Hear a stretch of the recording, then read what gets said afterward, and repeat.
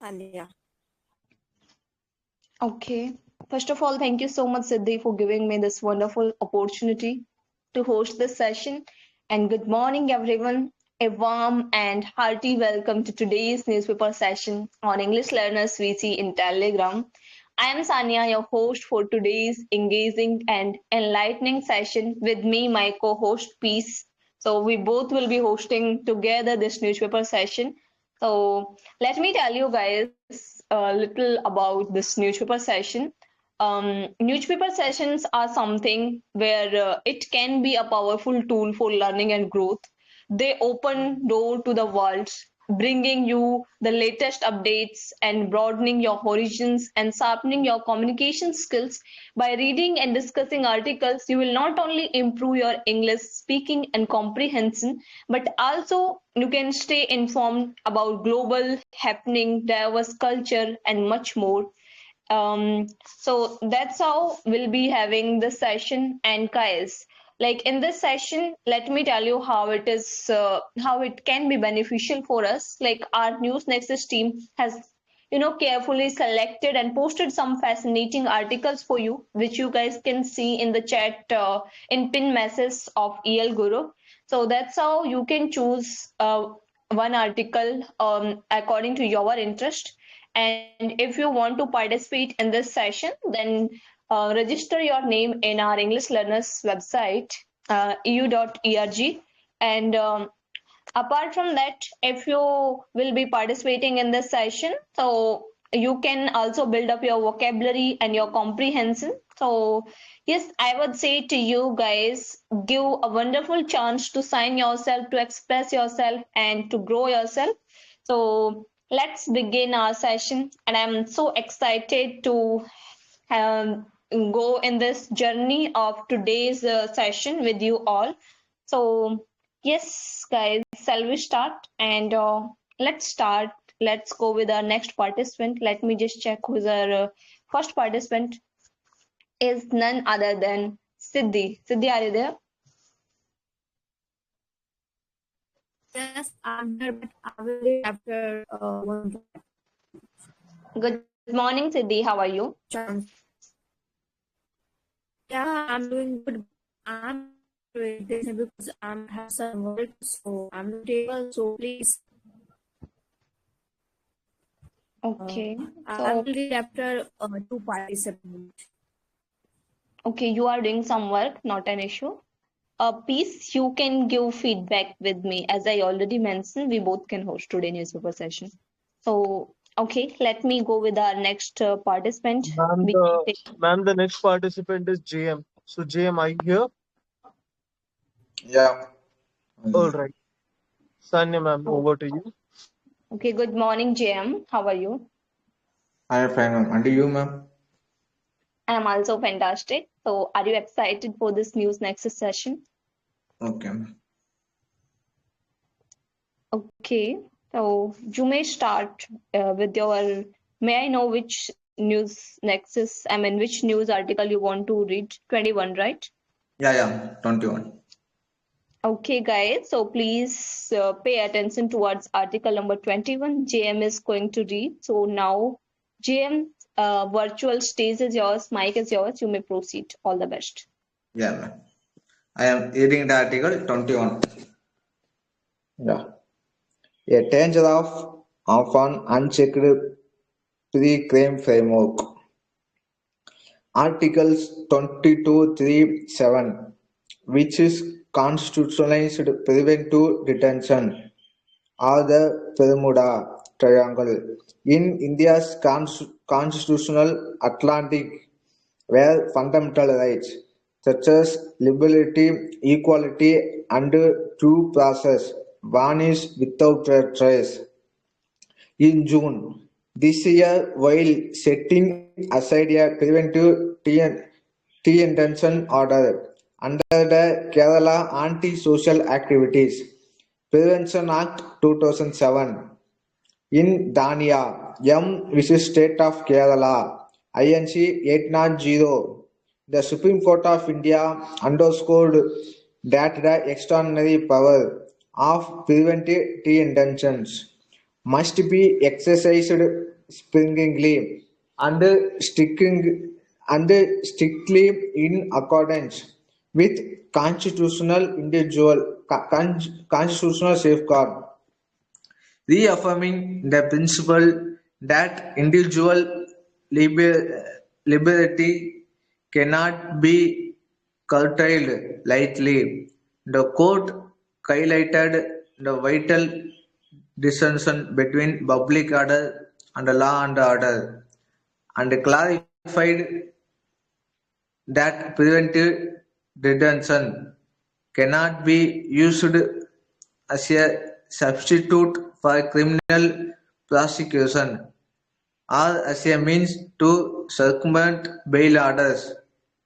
Similarly, in SK Nanin, which state of Telangana 2023, the court held preventive detention was not justified when the case pertained to a mere law and order issues rather than a public order concern.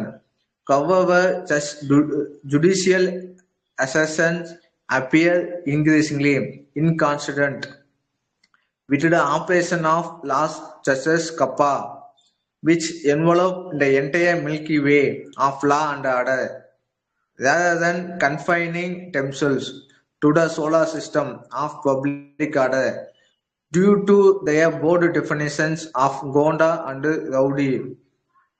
The judgment is Dania M. Reference Reka, which is state of Tamil Nadu, where the court held that the power of preventive detention is an exception to Article 21 and must be treated as such on exceptional measures to be employed only in rare circumstances. Likewise, in Banga Snega Sela, which is state of Telangana 2021, the court reiterated that any action involving preventive detention must be tested against the standards of Article 21. This ruling offers a faint glimmer of light at the end of tunnel, yet executive overreach continues unchecked in the domain of preventive detentions and constitutional abuse. Preventive detention in India has a long lineage dating back to the Bengal Regulation of 1818, devised by the British to maintain colonial control. The Government of India Act 1935 empowered provincial legislatures to enact preventive detention laws in the interest of public order. Although Britain employed such measures only during wartime, independent India inherited and retained this colonial relic with astonishing zeal. The Indian Constitution, a convention with power, Gautam Bhatia says, occupying an ambiguous zone between the formally and extraordinary and practically and ordinarily preventive detentions, was truly embedded into the Indian illegal landscape at the time of independence, so much so that facing situation of communal tensions, communist upsprings and partisan, it turned into a public order tool under the newly independent federal and provincial governments. Preventive detentions was fiercely debated in Constitutional Assembly. The prevailing communal unrest lent it some legitimacy. Gautam Bhatia astutely observes that Article 22 was framed as a zone-based provision incorporating elements of two bases and 10 excluding them from the scope of preventive detention law. I got done, and this is not full article. I am reading now half article. Yeah. This article tells us danger of unchecked pre-criminal framework. This article tell us Article 23 which constitutional preventive de-intentions.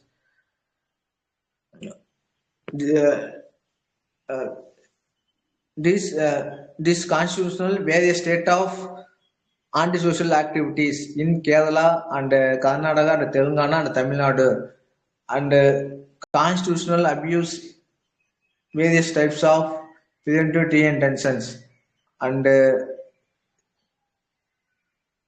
yeah, I got done.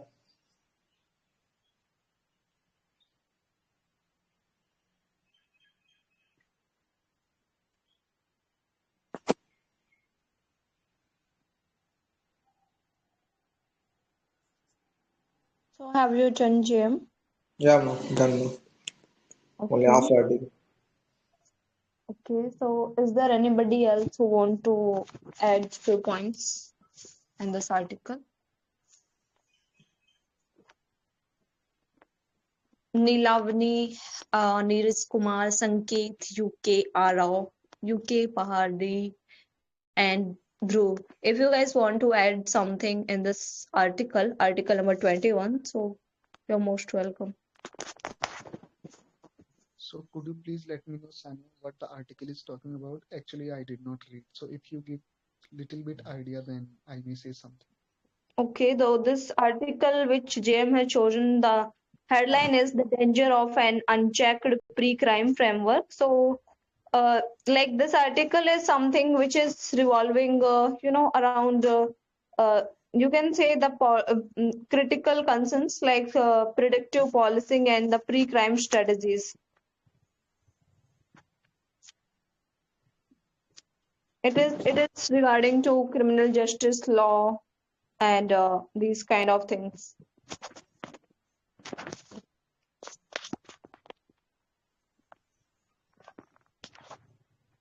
Okay.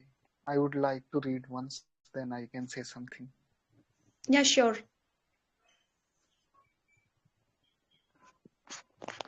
If you want, you may proceed. No, you can move forward to next. I don't know about the article anything.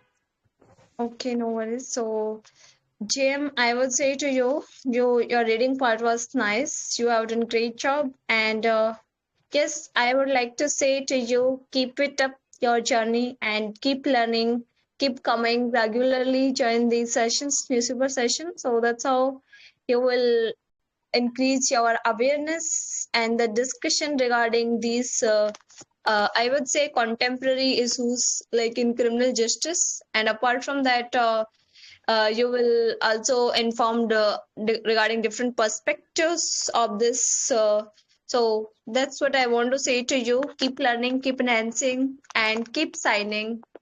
Have a great day. Yeah, ma'am. Thank you, ma'am. Okay, so without any further delay, let's move towards our next participant. Is none other than Priyanshu Patel. Are you there? He's not. Next participant is Natalie. Natalie, are you there? Natalie is not here. Okay, let's move towards our next participant is S. Sani. S. Sani is also not available, so let's move towards next. Arvind. All the people are having their breakfast, I guess. So Arvind is also not here. Whoever present in this VC, if you guys want to participate in News Nexus session, then I can take your turn from VC itself.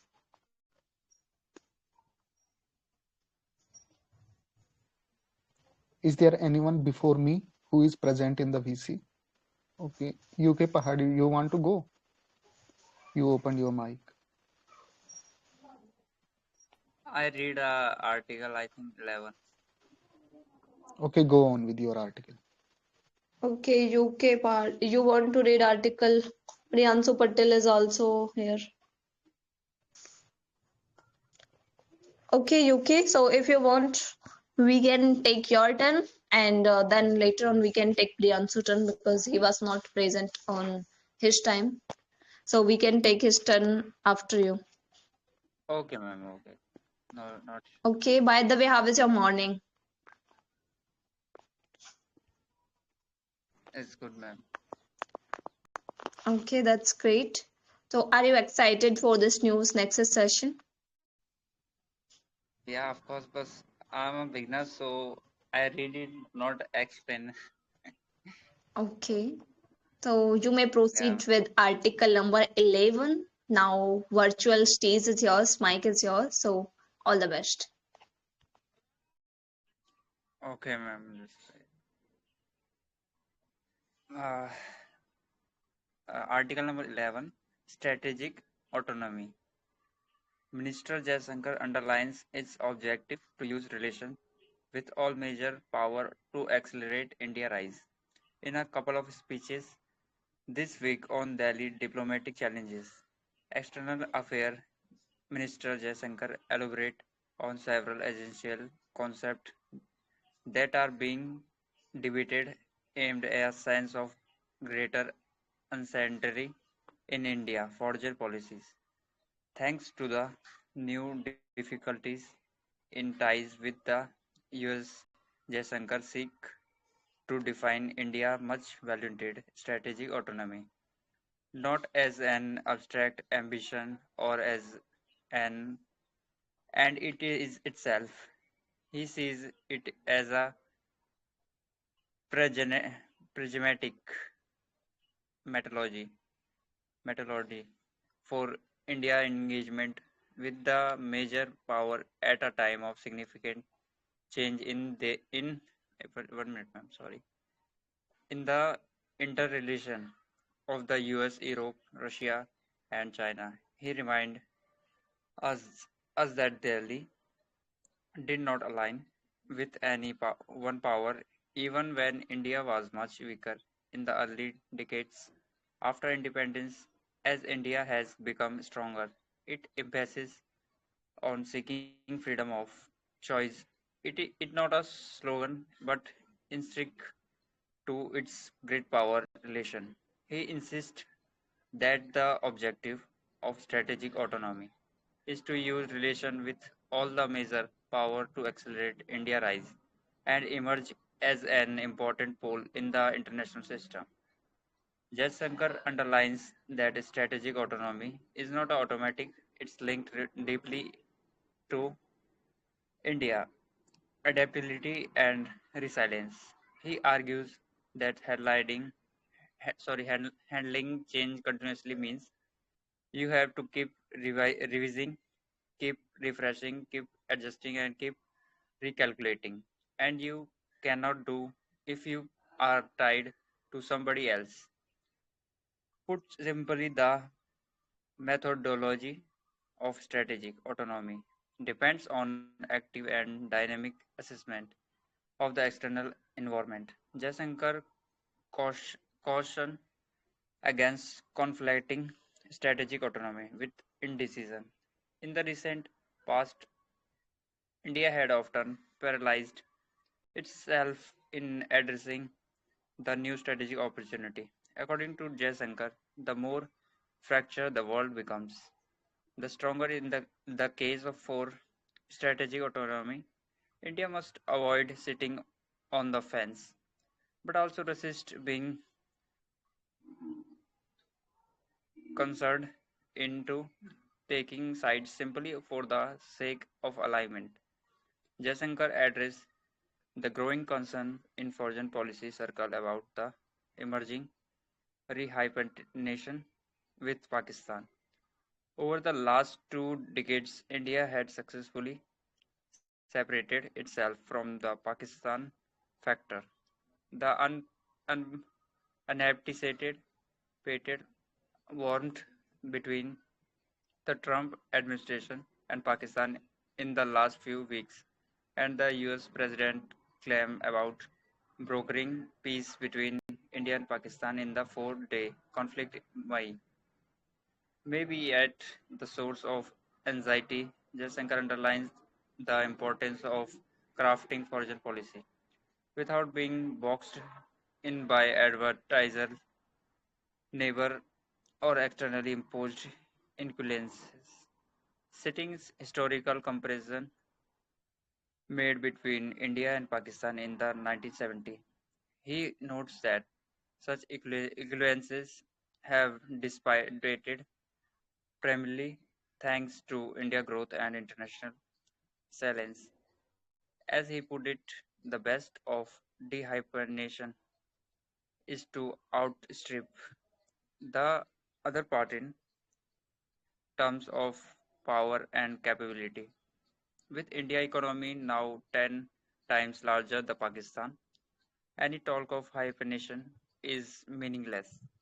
Yes, it is the Pakistan ovation of the ruling party, and talk of hyphenation meaningless. So, yeah, yes, it is the Pakistan ovation of the ruling party, including the politicization of cricket matches. This is producing Delhi self-induced hyphenation with Islamabad. The drumbeat of anti-Pakistan rhetoric in Delhi signal lack of political self-assurance and was still it provide political oxygen at home and abroad to an army-led government that captured power through a rigged election in Islamabad, separating the Pakistan policy from the domestic political calculus of the ruling party is the best guarantor of preventing India rehyphenation with Pakistan. That's it, man.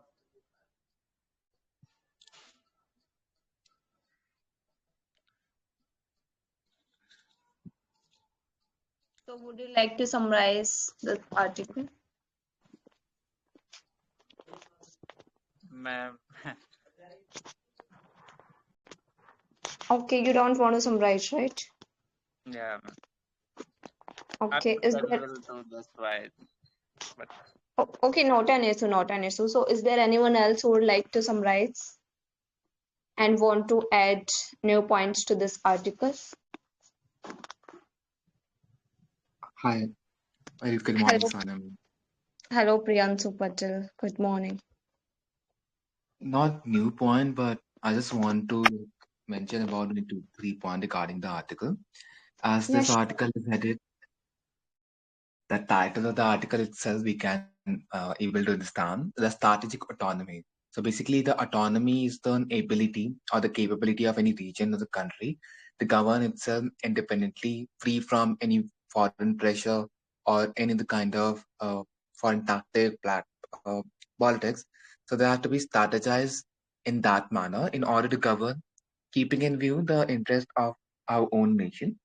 That's what the Honorable Foreign Minister Jaishankar also uh, said about that India's strategic autonomy is in line with the India's interest, keeping in view rather like we know that US had imposed a very tariff and the kind of things is there. Like the moment in the garb of having a like India doing a trade with the other countries which they don't like in the art world. For example, the Russia we are trading the oil and the kind of stuff. Still, the author, the foreign minister, raising that from the starting itself, from the independence till from since the independence, we are still not aligned with any other government, any other international politics. For example, the non-aligned movement, we don't want to be indulged or had to make our own personality of a rightist or a leftist. We want to be a neutral. Whatsoever is in interest of our country's people, man, we will try to adopt that policy, that choice. That freedom of choice is always with us. So that's they are prevailing and they're giving the importance on the freedom of choice in that capability. As they also highlighted adaptability and resilience. So we have the opportunity and we time and again has bounced back from the various down, even from the 1990s economic background. Still, we have the like we as a country are more than self-sufficient enough to maintain or to meet our own standard and demands. So yeah, and they're also raising about that India should also not sit on the fence. If at the time of taking a stand, it should take a stand at a particular point of time where they should be. Like the whole international global politics is now changing, and now all are just aiming towards to see India as India is the growing economy. So we all know that all the countries are already fed up, and all the person or all the countries have certain limits till they grow.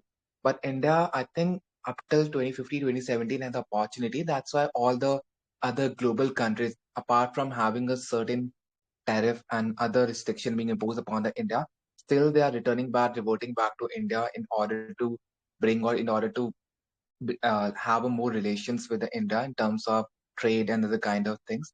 So that's why it is the author, the foreign minister, saying that keeping in view the balance of interest and also had to take a stand on the point where it is needed. So yeah, that's the main crux of the article, but other participants are most welcome. So yeah, thank you. Thank you so much for adding and summarizing this article, Priyansu Patel. It was really nice.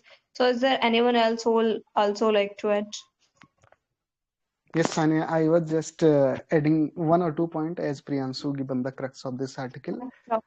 Basically, this if you see the article that is being divided into the two paragraphs, so I would just want to accentuate on those two paragraphs only in some few simpler words.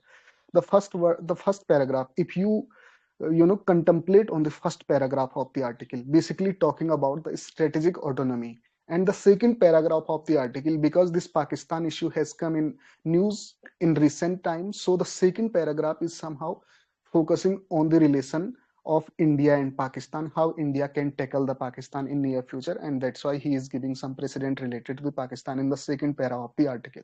So let me coming to the first paragraph. He's talking about the strategic autonomy.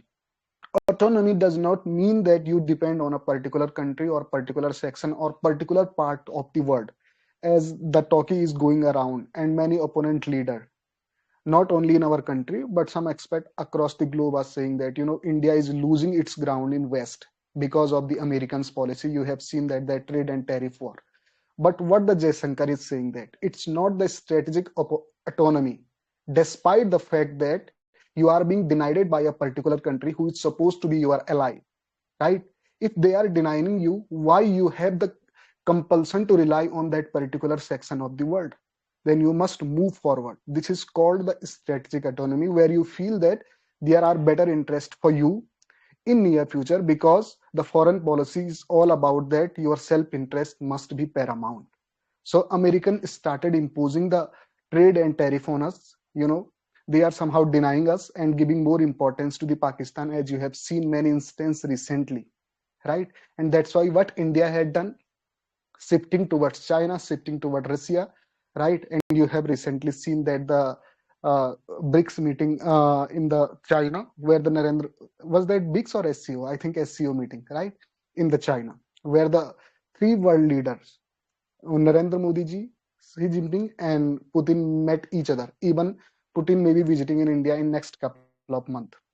So this is called the strategic autonomy, where you see that your interest could be fulfilled the more. It doesn't mean that you have to rely on a particular section of the world. India is the part of I2U2, right?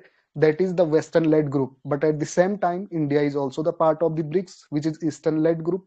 India is the part of the Quad, but India is also the part of the SCO. And at the same time, India is also the part of the G20. And when it comes about the issue of the climate change, India represents the global south. So basically, this is not the aligned foreign policy. This is the non-aligned foreign policy. We are multi-linguistic, multi-purpose society now, right? Where we feel that our interest could be served more, we would be aligning ourselves in accordance with that direction.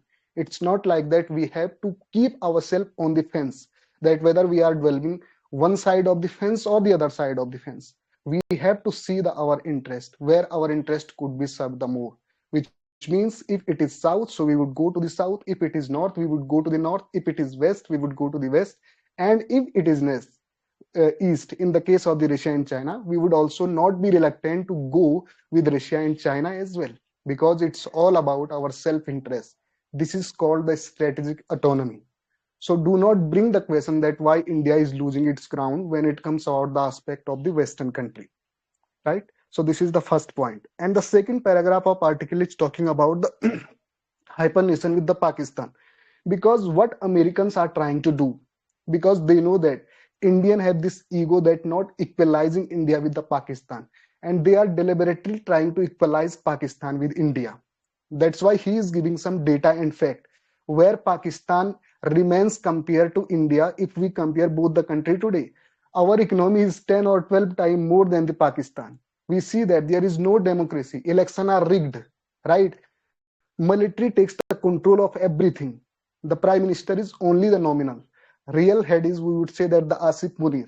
So how you can compare Pakistan with India? And now they are bringing the politics in the play as well. We have seen in the Asia Cup that what had happened in the cricket ground. So this is very unfortunate that Americans are doing what suits them the most, right? They are just edifying us now because they think that Pakistan could serve their interest more. So this must not be the case, right? We are far ahead, far better, and much greater democracy than the Pakistan. There is no comparison between India and Pakistan. What is the interest of the Pakistan? They are supporting the American only because with the animosity against India, right? Government of India consistently saying that it was not the America who mediated the war between the two countries. It was the Pakistan who begged before the India to stop the war. But Pakistanis are praising the Donald Trump, and recently you might have heard that speech of the Shehbaz Sharif before the United Nations saying that Donald Trump must be given to the Nobel Prize for mediating the war because they want to get the favor of the Donald Trump just for showing the animosity and showing bravery against India. This is not the case at all. So there are two paragraphs of this article. First, what is the meaning of this strategic autonomy does not mean that you have to align with the particular section, particular part, or with a particular country. And then in the second paragraph, the Jaishankar is saying about that why India is far greater, far better, and far gigantorous than the Pakistan. There is no comparison. Yeah, thank you. Okay, thank you so much, UK, for adding depth to the article. And as Priyansu and I would say UK Pahadi and UK all three covered this article in a very beautiful manner. So yes, guys, this article was like the subject matter was closely related to international relations and foreign policy as well as geopolitics and India's global strategy. Like it was focusing on how India navigate its position among major global powers. So that that was a significant. So that's how we can learn the India's aspirations for greater influence on the global stage. And yes, guys, and I would say to you, UK, you have done great reading, UK Pahadi and Priyansu, and I would say to Sivam, UK, you both are really amazing. I mean, while explaining, you both are having great knowledge as well as depth to add this article. So I really appreciate that. And yes, keep it up, keep learning, keep signing. So now let's move towards our next participant is none other than Priyansu Patil. Are you there? Yeah. Just, ma'am, I want to confirm that whether article number 21 is completed. Article number 21. Yeah, it's completed. Like JM have done with this article, but not completely, half only. If you want to go with this article, then you may proceed. Okay, like it's a big article, so I want some other participant to team up with me. Team up with you. Okay, so who want to do team up? Either you can do one thing like JM have completed half article, I guess, from starting. So you may go ahead with the and like last half. Last half. Yes. Okay, let me see.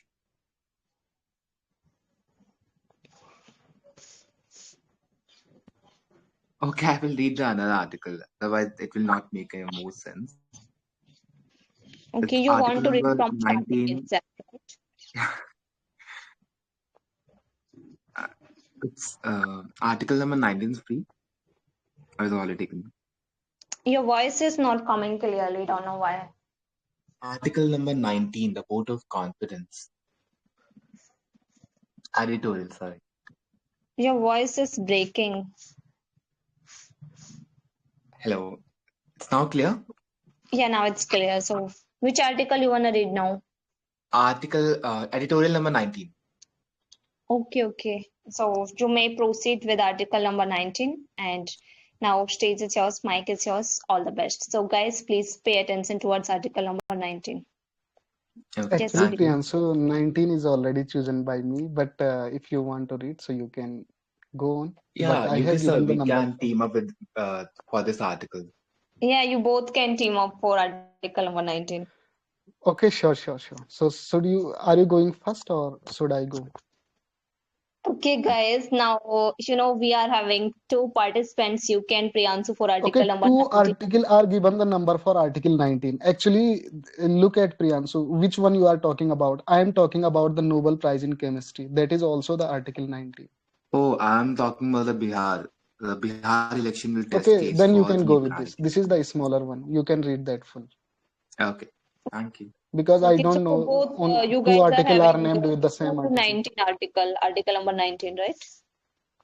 I will read Different. the different 19 article, the Nobel Prize one. Okay, sure. Then Priyansu, you may proceed. All the best. A very good morning to all of you. So it's editorial number 19, title Vote of Confidence. The Bihar election will be a test case for the neutrality and the efficiencies of the ECI. Bihar will vote in two phases on November 6 and 11 to elect a new assembly with the counting on November 14. The Bihar Assembly election of 2025 is important not only for the political reasons but also for the reasons of the electoral integrity in India. Which is facing a crisis, the Election Commission of India (ECI) is cognizant of the high stakes in Bihar, and for the good measure, the Chief Election Commissioner Ganesh Kumar described it as the mother of all the elections. The ECI also listed the 17 measures, beginning with the Bihar, that could improve the voter participation, public trust in the process. The average number of eligible voters in a polling station will be 819, and the highest number of voters in the booth will now be 1200 compared to 1500 earlier. The Election Commission of India has also taken into account the concern raised by the political parties and other observers about the electoral process. Counting of postal ballot will be complete before the last two rounds of electronic voting machine (EVM) and voter verifiable paper audit trail (VVPAT) counting. If there's a mismatch between the Form 17C and EVM data, and wherever the mock poll data had not been erased, the counting of VVPAT slip will be mandatory. Among the other measures are mobile phone deposit facility at polling station and a one-stop digital platform named ECI Net for real-time voter turnout updates. Surprising turn in turnout data have been a matter of serious concern in recent elections, and this measure could help to clear this air. The live feed from all the booths will be available for the monitoring purposes. The Bihar election has gained a special national significance this time with the ECI abrupt announcement of a special intensive revision (SIR) of the electoral rolls, which begin in June. The ECI sees the process as purification of electoral rolls with a plan to have it across the country.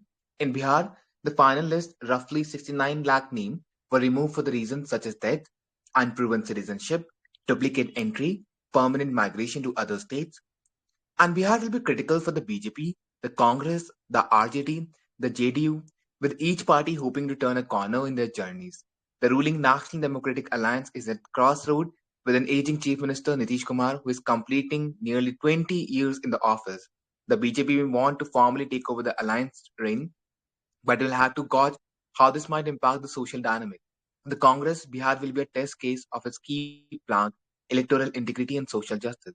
All said, this is one election in which the ECI had the highest stakes, and all those invested in Indian democracy hope to see it come out with flying colors. So I'm done with the article. So with respect to this article, the main issue pertaining to this article is that, as we know that Bihar Assembly election is going to happen in the month of November, as it this projected test case for neutrality and efficiencies of the Election Commission of India. Eventually, we know that how there are serious concerns, and even opposition political parties are raising the concerns on the independence of the ECI and what actually whether the voting pattern, the voting system pa- uh, is correct or not, or true or not. that will determine the public trust in the electoral process. That's why the Election Commission of India has launched an special intensive revision exercise, which has mandated a certain key document to be produced by the respective voter or elector of that particular constituencies, and the matter raised to honorable before the honorable Supreme Court and all kind of things. Apart from that, now they mention about several laws and things. As we know, in Article 324 of the Indian Constitution of India specifically directs and have the complete domain or uh, controlling power in the hands of the Election Commission of India in conducting and taking or superintending the election at the time in a timely manner that will ensure that how the proper election is going on or not, that will uphold the political equality and also ensure that Election Commission of India's main role is to maintain the accountability in that process, and the main agenda is to just prevailing of the constitution morality over the other bias. I'm not saying bias, but other political party institution that, as we can see in the news media, how they make like particular agenda or certain what do we say? Unable to recall right now, but they are certain tactics. But in the garb of that, the author is appraising that there is an implementation of the reform to ensure and to enhance the transparency in the process so that people also be participated. As we can see, the booths also, they reduce the number of people, they are increasing, or there's a proper facility for dropping of the phones. So they are in order to increase more public participation in the world democratic as all the person have an equal right to elect or to cast your vote. So there will be a live feed from the polling booth also, and there is also a real-time update that will ensure more accountability. And if there's a sudden increasement of any vote uh, voting in pattern, so they also will raise a suspicion or concern about the same. That is also one of the positive aspect in this article. Apart from that, there's also purification of electoral rolls, as earlier mentioned above, in order to remove the duplication in the process and to ensure that all the process is being carried on smoothly. So yeah, and apart from that, if there's any VVPAT mismatches and handling of data, that would also a major concern for the Election Commission of India. So the real test is just maintaining the trust and autonomy and declining any kind of opposition parties raise concern. So they are working upon that. The Election Commission of India is certainly working upon that, and we know that Bihar politics is limelight of whole agenda. Even NDA, Congress, RGTU, and all the major political parties are eyeing upon that election.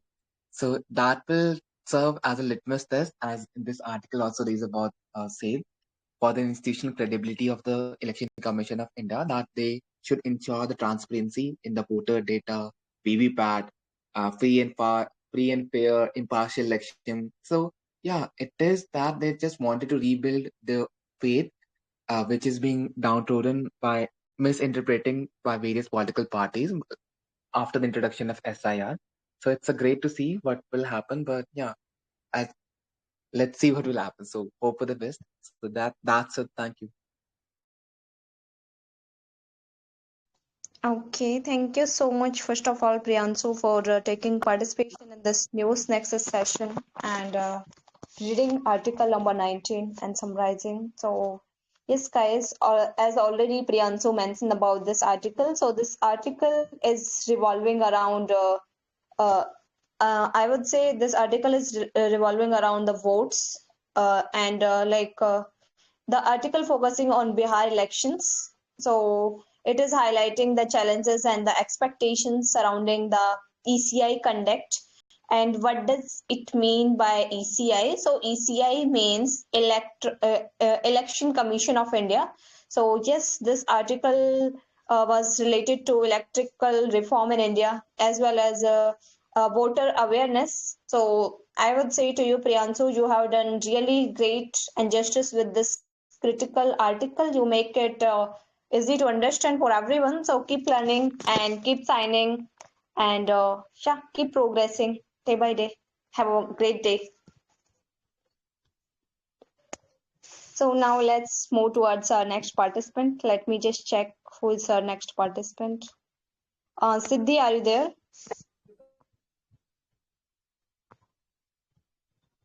Siddhi is not here. Siddhi was saying in chat section, I want to participate next. Okay, so we can go with the next participant, Natalie. Natalie, are you there? Sani, are you there? Are we having Arvind in this VC? Yes, very good morning, sir. Senior. Good morning, Arvind. How are you? Yeah, I'm good. How are you? Okay, so are you excited for this News Nexus session? Yes, very much excited. I'm audible properly? Yes, you are perfectly audible. And as I can see, you want to read article number 9, right? Yes, ma'am. So you may proceed with article number 9. And guys, please pay attention towards article number 9. Yes, Arvind, now virtual mic is yours. You may proceed. All the best. Yeah, thank you.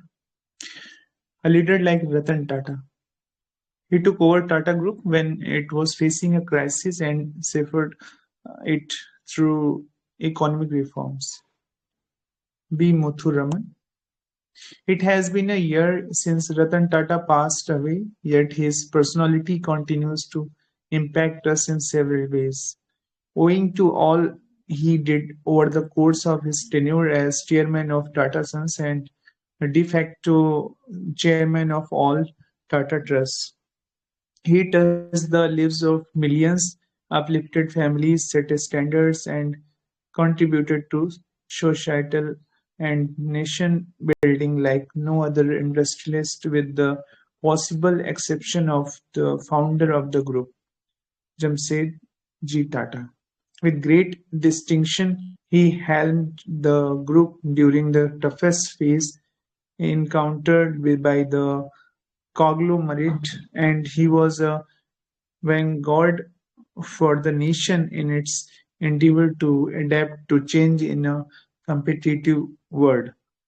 The sterling manner in which he shepherded the group through India's 1991 economic reforms surpassed virtually everyone's imagination. When he took over the reins of the group, Tata companies faced challenges that seemed insurmountable, through not many truly understood the depth of the crisis.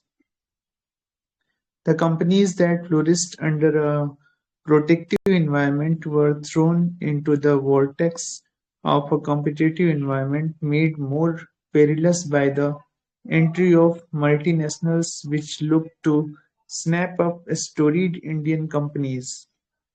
Combined with this looming danger was the urgent need to prepare companies unused to fierce competition, pull up their socks and set their house in order.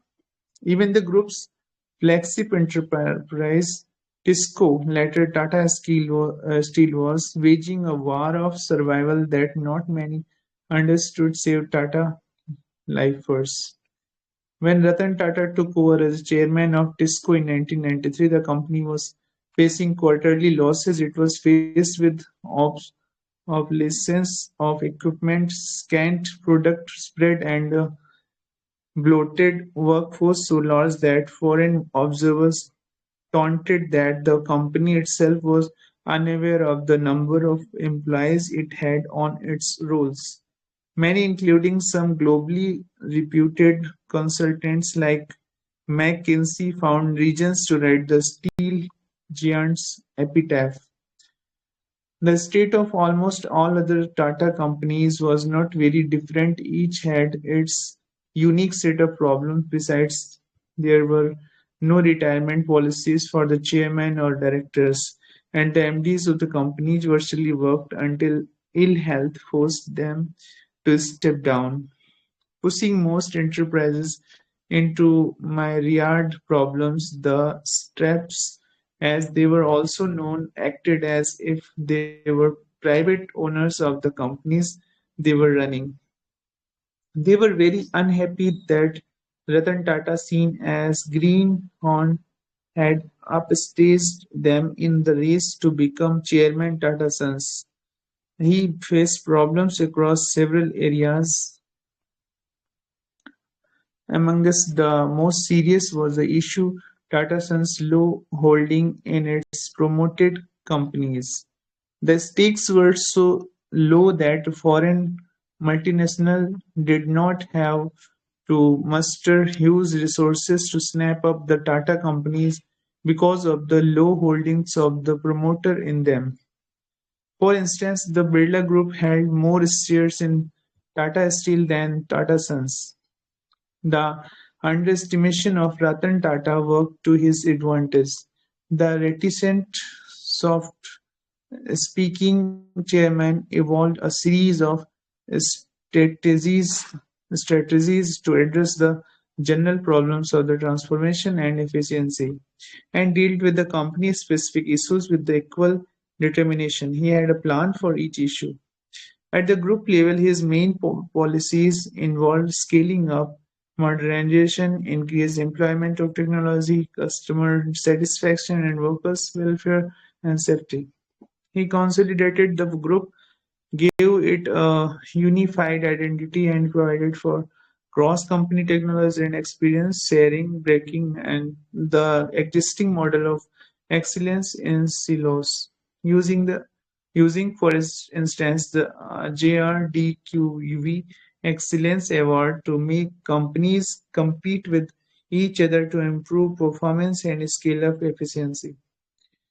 He was the first to understand the need of the expand overseas, but both to hedge risk and achieve inorganic growth through the acquisition of large foreign companies. He challenged the workforce to think big and do the impossible, declaring that they should never rest on their laurels.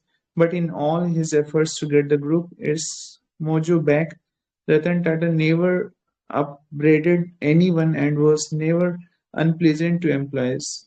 He had the magic to tease out the best from everyone. They worked as if he were the general for whom they would lay down their lives.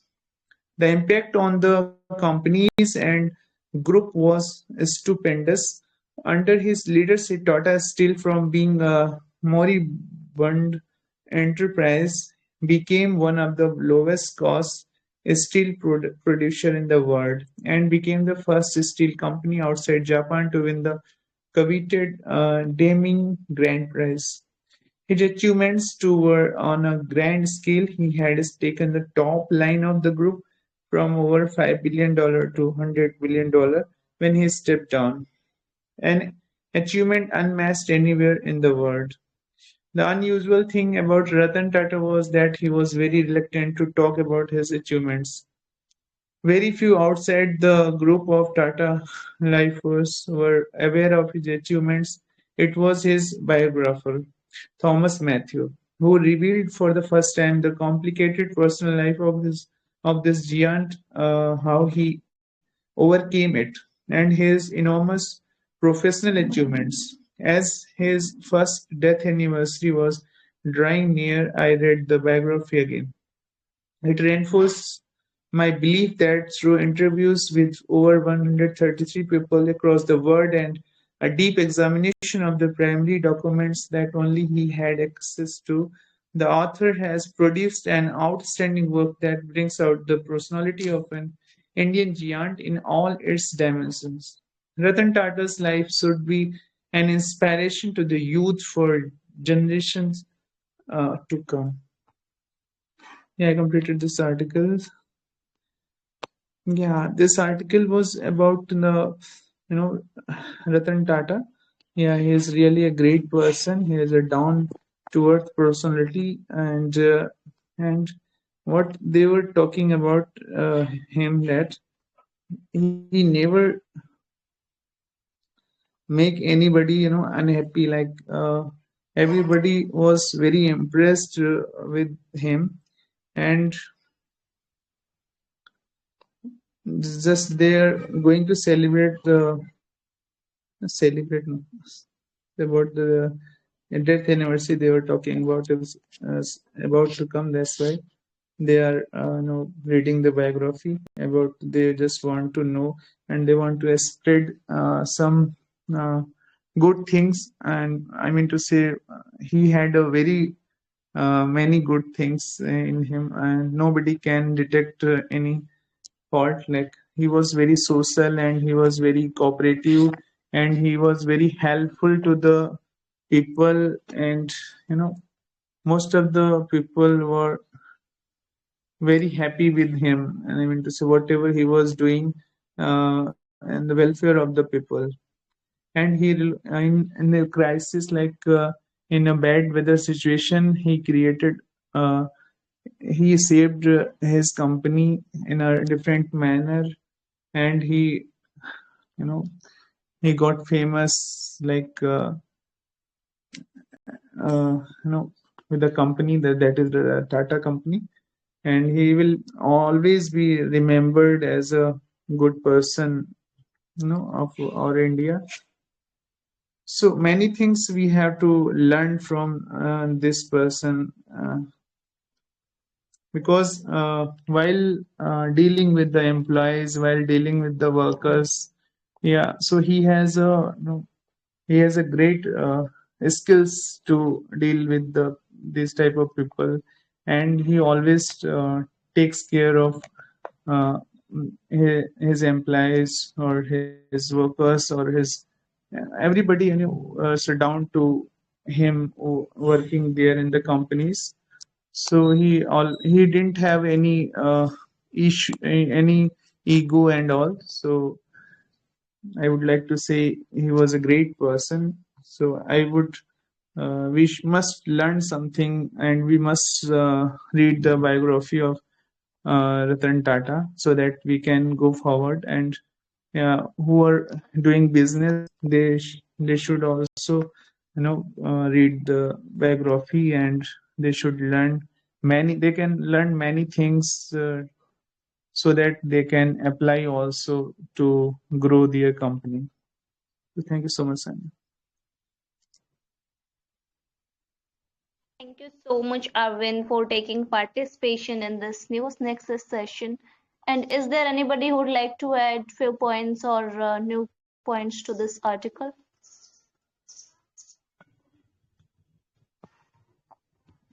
Okay, all right. So yes, I would say, as Arvind have already mentioned and completely this article, but yes, I would like to say like few things regarding this article, like why Ratan Tata is special. Like Ratan Tata led the Tata Group when it was facing problems, so he helped it grow and become strong. So, and apart from that, he made some smart choices, and that's how helped Tata become known worldwide. And Ratan Tata also did a lot of good work to help people and society.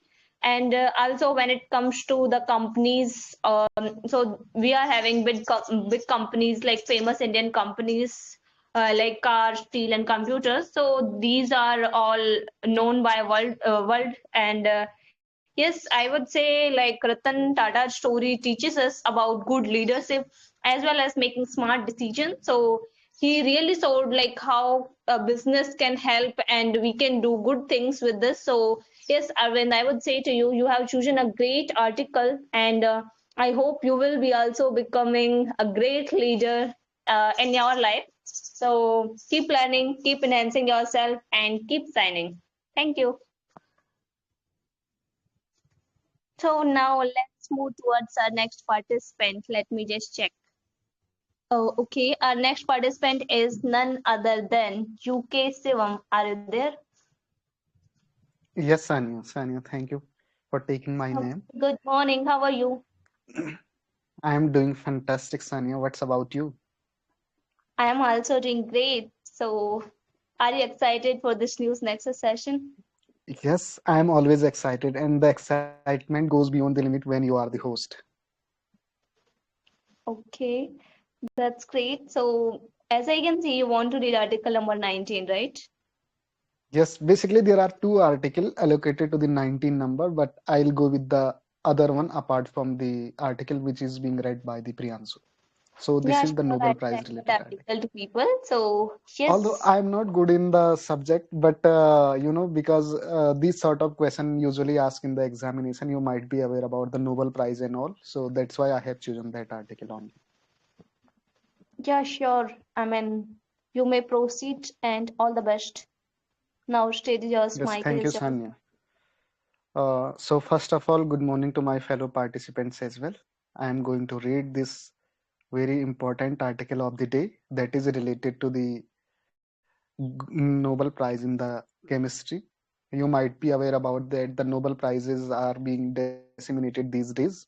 Medical, physics, and this time around, this is the chemistry. And I am keenly waiting for that to whom the Nobel Prize of the Peace would be allocated because Donald Trump may be one of the participants in that list.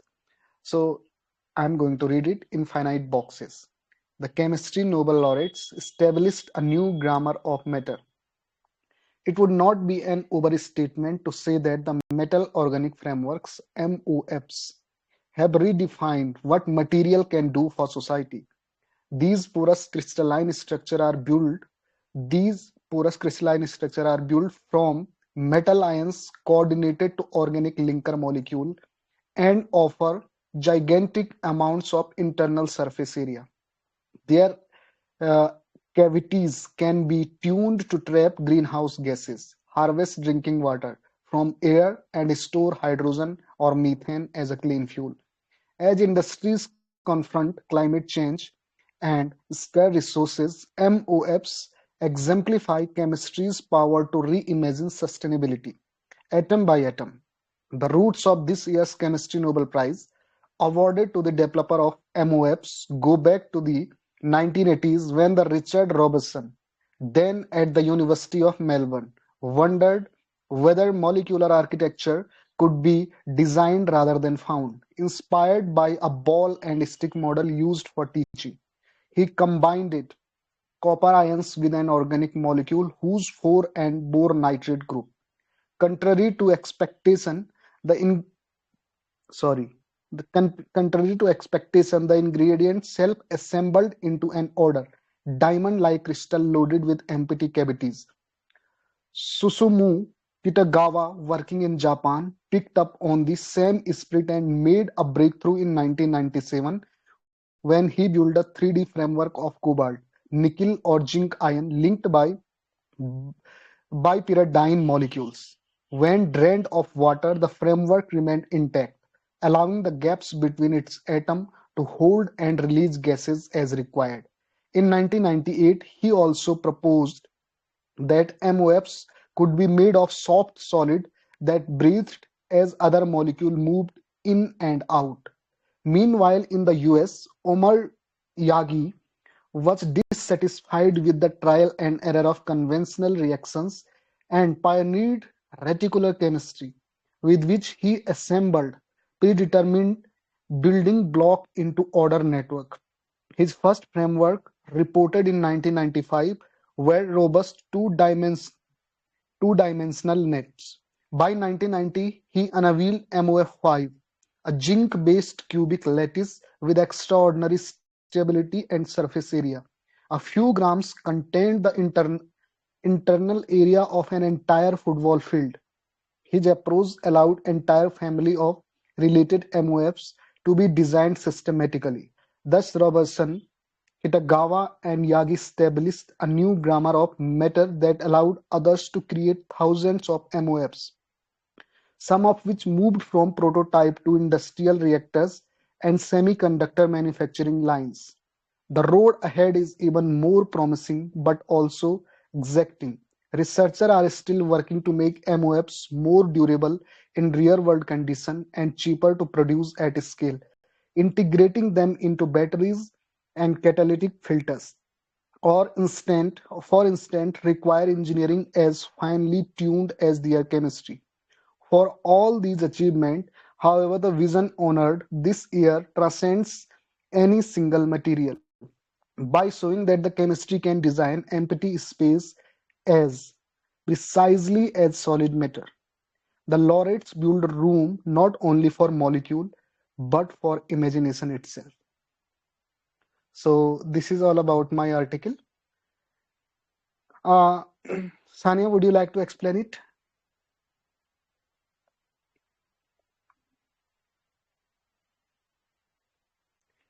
Am I audible, Sania?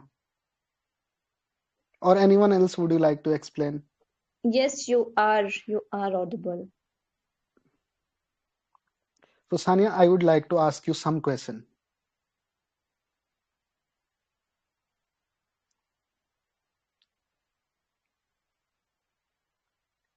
Sania, are you there? Okay, yeah, I'm here. So should I ask you some question related to the Nobel Prizes? Okay, although I don't have much knowledge, but yeah, you can ask. If I'll be knowing, then I'll tell. No, no, I'm just asking out of curiosity. So, okay, leave it. So, you guys might be aware about the Nobel Prizes are being distributed these days, right? And these are very important things for the upcoming examination, irrespective of the whatever the examination you are sitting in next coming days or in next coming future, right? So that's why I have chosen this article. Yesterday, I had chosen the article related to the Nobel Prize in the physics, and day before yesterday, I had chosen the article related to the medicine, where the Nobel Prize were given to the medicine field. So you must be remember the name of the laureates and what was their discovery, because names are little bit difficult.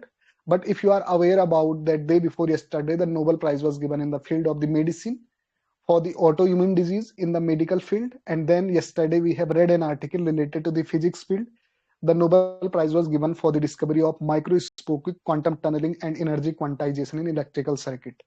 That was the area of the physics. And today we are talking about the MOFs, metal organic framework.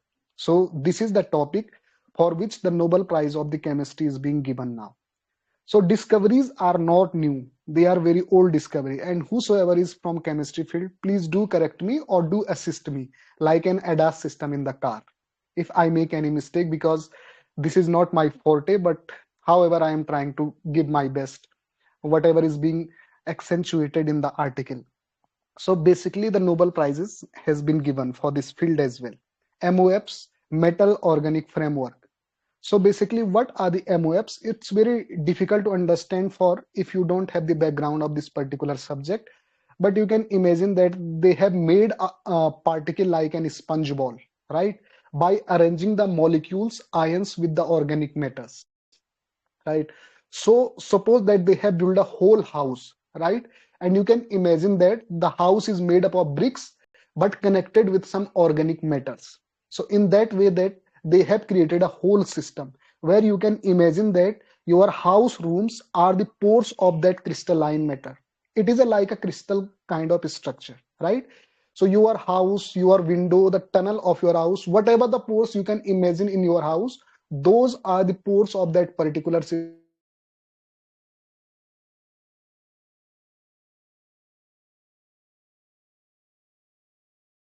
which is made up of metal organic framework. And this system is called the metal organic framework. And this system is made up of metal and ions, that is called the metal organic framework. And this discovery is a groundbreaking discovery in the field of the chemistry. So how it could be useful? You have to imagine that sponge ball. They have created a structure like that. It can observe the water. A sponge ball can observe the water. It can observe the fuel. It can observe the pollution. It can observe the renewable fuel as well. Like you might have heard about, as the article is talking about the hydrogen fuel. It is a green fuel and fuel for the future. But what is the problem with the hydrogen? That it is very difficult to store for, and somehow there could be the solution after the discovery of the metal organic framework system, right? Because there are some pores, so it can also carry the hydrogen fuels inside itself. And then also for the industrial pollution. So industrial pollution is a very big reason for the climate change, and industry itself is the facing climate change problem. Now these crystalline matter could also be associated with the industry in order to absorb the pollution of the industries. So whether it is the greenhouse effect, whether it is the harvesting of water, whether it is the storage of the clean fuel, or whether it is the industrial pollution, or so to say, to countering the climate change, these crystalline matter could play a very pivotal role and could be very important and pertinent for coming future, as well as they have been doing the great work for quite so long. You might have heard about the nanoparticle as well. In that way, they are also working. A diamond-like structure they have made, and having a huge crystalline area, and even the area could go beyond the more than a football field as well, you can imagine, right? The study started in 1980, right? Actually, I forgot the name. I will have to go through the article again. Something like that, Richard or something like that, the name of that particular scientist. So he was teaching something in a Melbourne University to his students, right? And when he was teaching a particular subject, ball and stick model to the student, somehow that idea popped up in his mind that this the particular topic that he was teaching at that particular day, this could be used for developing metal organic framework that is called MOFs. And because of this idea, the whole chemistry changed of the chemistry subject itself. And the discovery paved the way for all the other subject as well, right? And what he did, copper ion with organic molecule. He associated some copper ion with the organic molecule and made the first MOFs that is called metal organic framework with nitrate bore. Something nitrate bores were associated at the corner of the this whole system of the MOFs what he developed back then. Then the study goes on, as the article is talking about. One other scientist also came in this field from the Japan, and he made the same sort of structure in 3D way. But later on, what was the earth-shattering or groundbreaking movement in the field of MOF when one scientist from the USA came in this field, right? Name of the scientist is also written in the article. I cannot retain that name. But what he did, this is most important.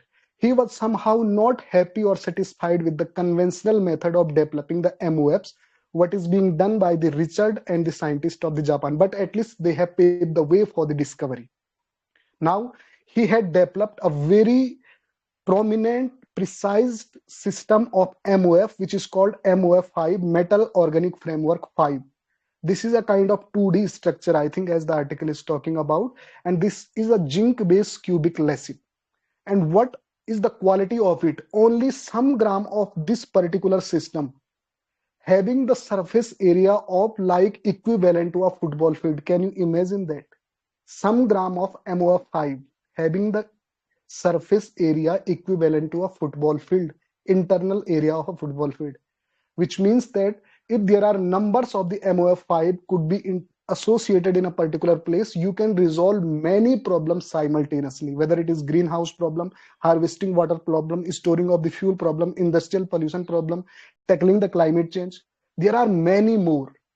I mean, this only can be imagined for the time being as the layman person like me, but this is literally an earth-shattering movement in the field of the chemistry and paving the way for the rest of the fields as well.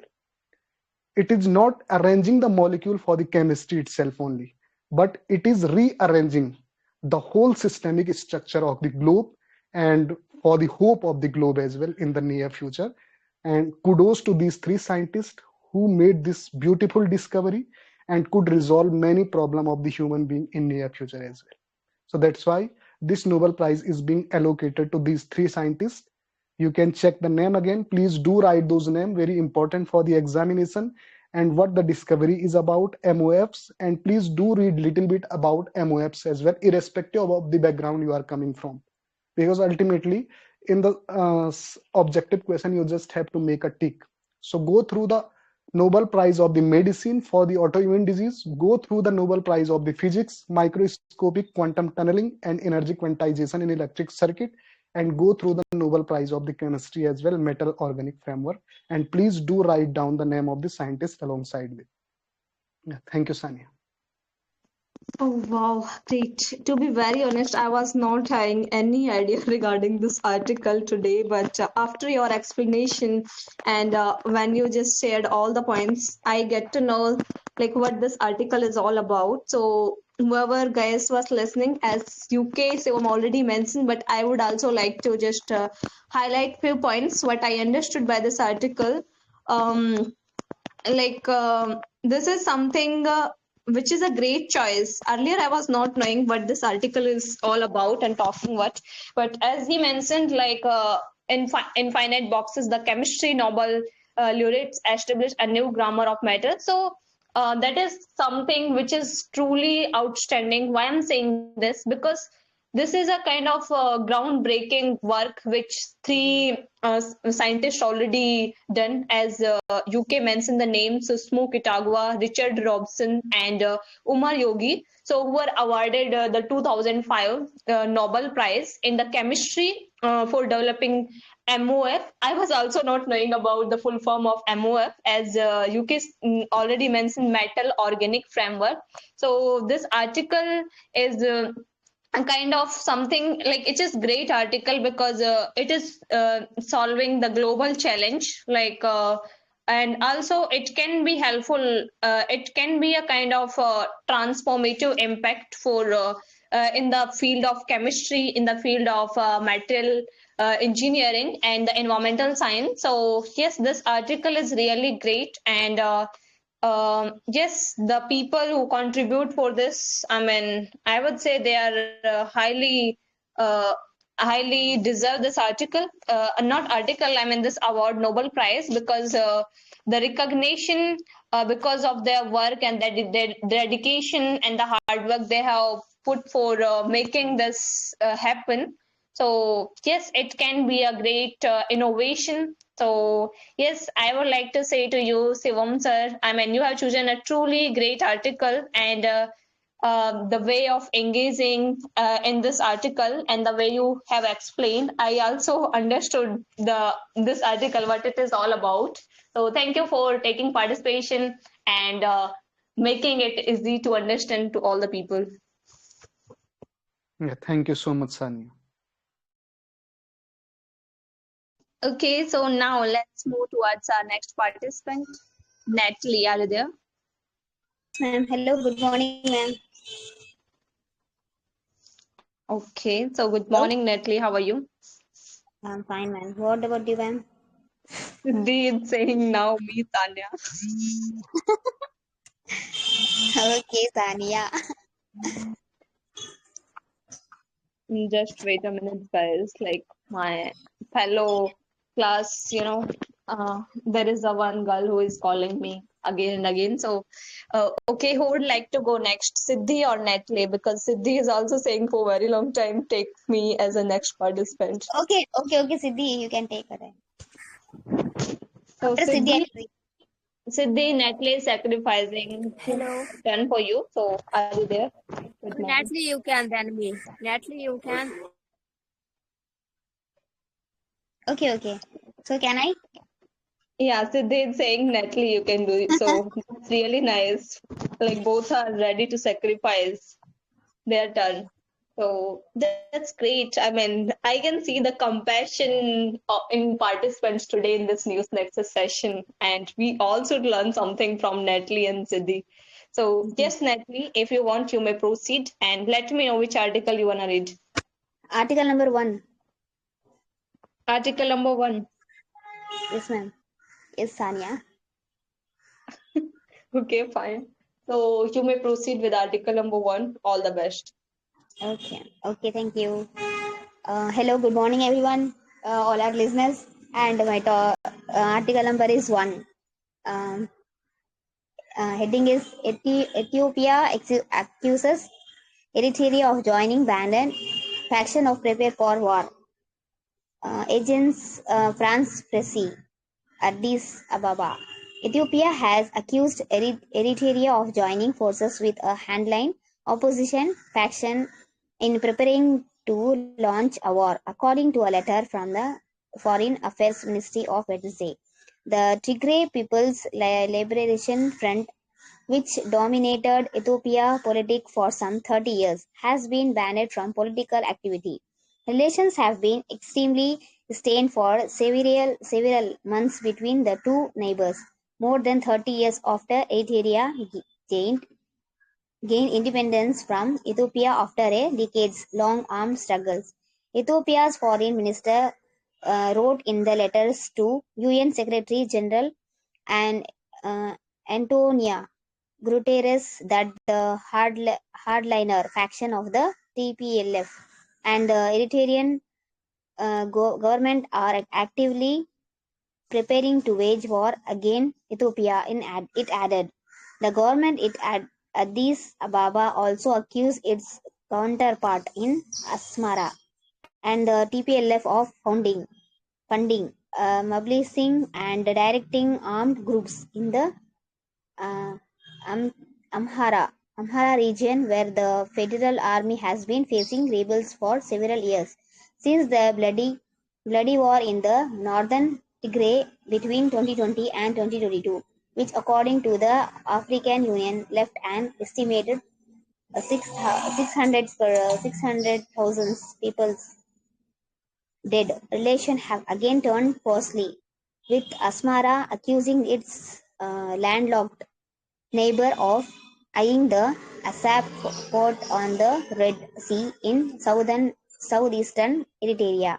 Ethiopian Foreign Minister Gideon Timotheos in the letter said Addis Ababa wants to engage in good faith negotiations with the government of Eritrea. It accused Asmara of trying to justify its sinister mechanization, machinations against Ethiopia by claiming that it feels threatened by Ethiopia quest to gain access to a sea. In June, a report by a US monitoring group accused Eritrea of rebuilding its army and destabilizing its neighbors. Gibre Meskel, Eritrea's information minister, criticized the report by NGO The Century of Blame the new tension in the region of Ethiopia. Now, explanation in this article. In this article related in Ethiopia and Eritrea, as Ethiopia has accused Eritrea teaming up with a bandit rebel group. Main issue is Ethiopia claims that Eritrea is joining forces with the Tigray People Liberation from TPLF, a bandit faction in Ethiopia, to wage war against it. The accusation was made by Ethiopia Foreign Affairs ministers in the letter to the UN Secretary General Antonia Guterres. Mm, Background is the TPLF ruled Ethiopia politics for around 30 years but has since been banned from political activity. Relations between Ethiopia and Eritrea have been tense for decades. Even after Eritrea gained independence from Ethiopia in the early 1990s. From 2020 to 2022, a bloody war took place in Ethiopia Tigray region, killing hundreds of thousands of people and staining relations further. Ethiopia accusations. The Ethiopia government accuses Eritrea and TPLF of actively preparing for war. Them the founding, mobilizing, and directing armed group in Ethiopia Amhara region, where the Federal Army has long faced rebel resistance. Eritrea of trying to justify its action by claiming its feel threatened by the Ethiopia plans to gain access to the Red Sea. Eritrea responds denies this accusation. Its information minister Yemeni Gabriel instead blamed Ethiopia for the new tension of the region. Eritrea also criticized a US report that accused it of rebuilding its army and established neighboring countries. Thank you so much for listening. Thank you so much. That's all in my side. Thank you, Saniya, give the opportunity to read this article. Thank you so much, Natalie, for taking participation and reading and summarizing. By the way, unfortunately, I was not present in the VC because, like my fellow classmate in my college, like she just called me, and there was an urgent call. Like today is like our practical, so physics practical. I have to go right now only. But I want to say to you, Natalie, although I was not listening, but as I listened you earlier, so you always. I mean, you have a great, you are a great learner. You always come and read and summarize and try to participate and try to engage yourself with current affairs. So I really find it interesting and I really appreciate you for that region. And yes, I would say to you, just continue your journey like this only and keep signing, keep learning, and keep participating each and every day, you will improve your communication and spoken English skills as well.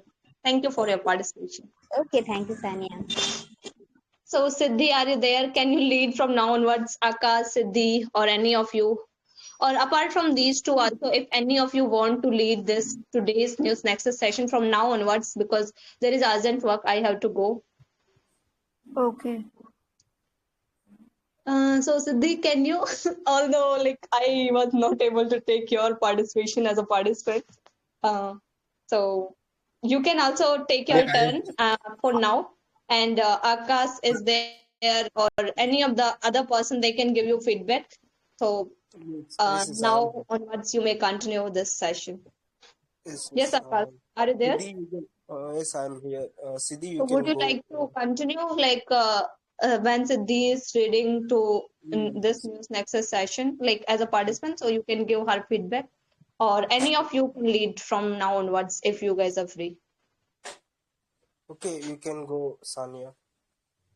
Yeah, thank you guys from till now. Like I really enjoyed this session, News Nexus session, and thank you for all the participants for taking this in this participation. And I can see in the list there are many more participants available. So yes, and I wish you all the best, whoever participated as well as who want to participate. And have a great day to all of you. Thank you, Saniya. Yes. Thank you, Sania, for conducting session.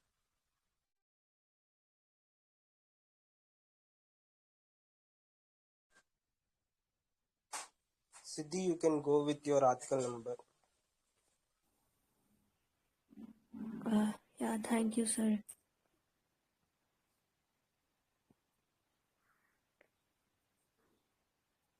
Yeah.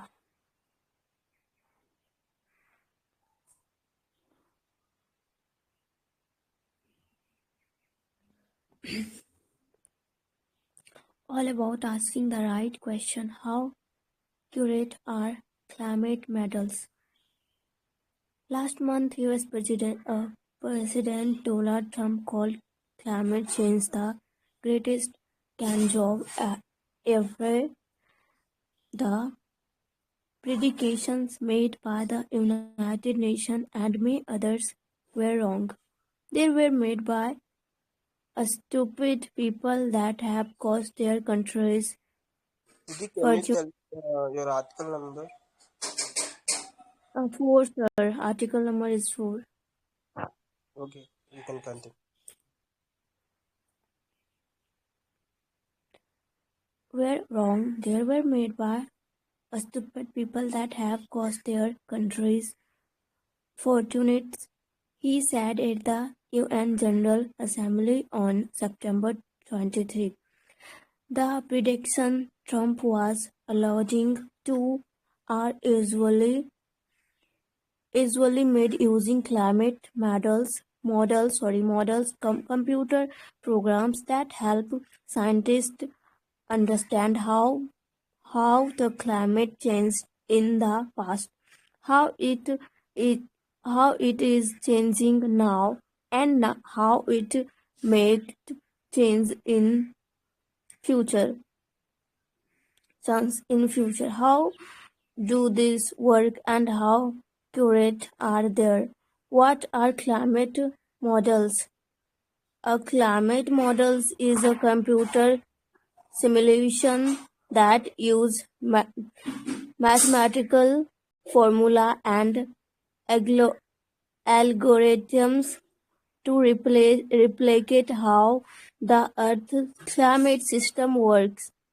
Vidya Senior associated at the Center of Science, Technology and Policy, a Bangalore-based think tank told the Indian Express over email these models are built on the principles of physics, chemistry, and biology, and this designate to simulate or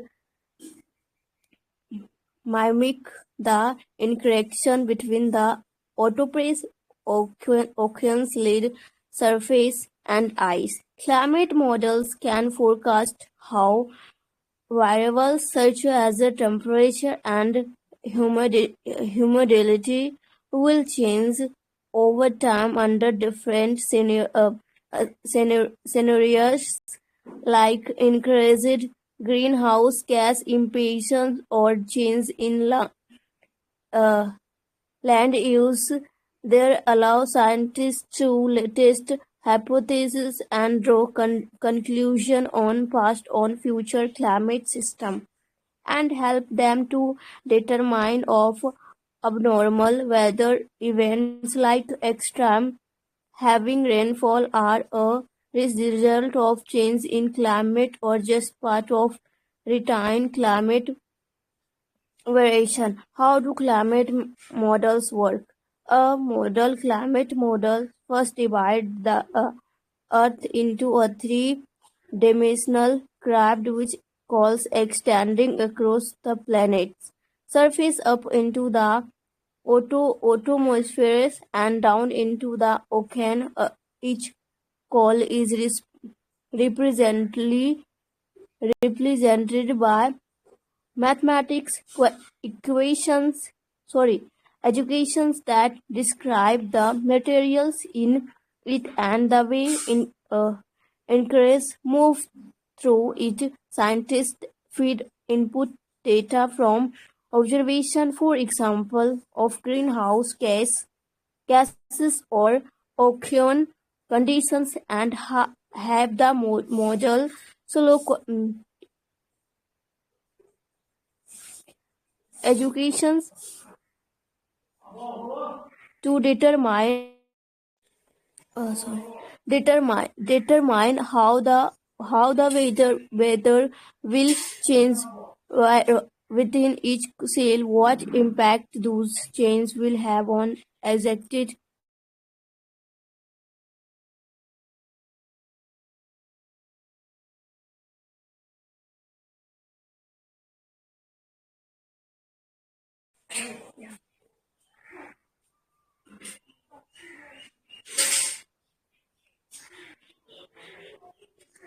and yeah and determine how the weather will change with each cell, what impact those changes will have on exacted cells, and so on. The output from the model can include projected change in temperature and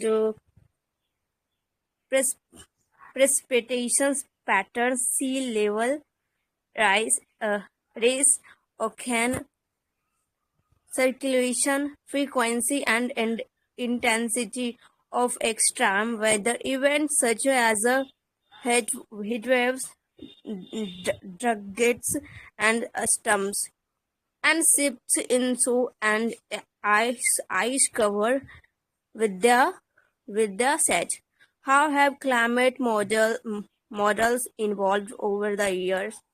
The earliest from the climate models, known as the energy balance models, emerged in the 1916s. These only determine surface temperature by considering the balance between the energy entering the Earth's atmosphere from sun and the heat released back out of space. Then climate predictive convective models, which are more complex and simulated the transfer of energy through the highest of the atmospheres. They estimated both surface temperature and the temperature variations with in evolution. Subsequently, general circulation models, also called global climate models, embarrasses there are most sophisticated the precise models for understanding climate system and predating climate change. GCM and simulated Earth at atom atmospheric occurrence land and ice to represent large scale climate progresses cover over time, including the movement of energy and matter. There are also regional climate models that do a similar job as a CGMs but offer more prices, low qualified and constructed on similar reasons such as a country or content. How curate and are climate models.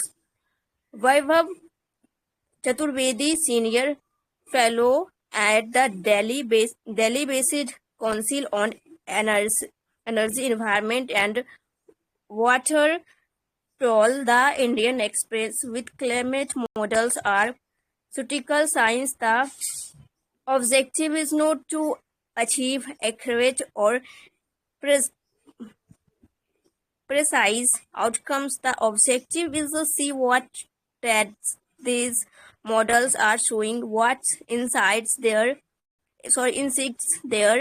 are giving, and if they are reliable or not. Research say that climate models are fairly reliable when it comes to capturing large scale patterns and long term change, particularly at the global level, such as sea level rise and polar ice loss. One way scientists check the reliability of models is by using past events. If the models currently predict past events that scientists know occurred, then it should also be able to reliably predict future events. That said, current climate models are not perfect, and there is always a degree on uh, un-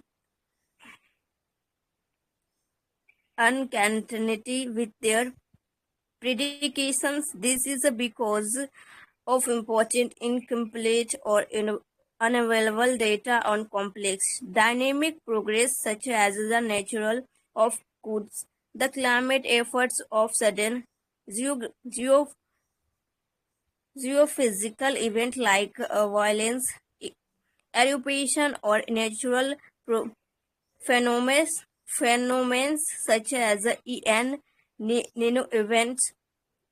Uh, Chaturvedi said there will be always be an uncertainty. For example, when models make project projects projections regarding climate sensitivity, the estimated amount of future global warming and for an increase in auto, autom, automophonics carbon dioxide concentration. That is because there is a nulline R relationship between rise and emissions concentration and increase to temperature. There is also uncertainty when it comes to projecting climate impact as the have an nonlinear relation. Sorry, increase. There is also lack of data recording attributing climate change to a specific impact. Climate models also overlook regional specific such as intense rain in rural areas, flooding in urban area, or heat in towns as their view on the earth inboard section typically ranging from 100 to 250 kilometer. The size of each cell of the three determinational grade. The most glaring shortcoming shortcoming of these models is that they tend to less accurate in the global south because of incubator growth data and complex poorly represent regional climate patterns such as the Indian monsoon. With the said most climate models were entitled Create in North America and Europe. Because the global north has more accurate and detailed observation records, climate models are frequently calibrated and validated using data from this region. Northwest climate models are still one of the best ways to understand general climate patterns and make policy decision to the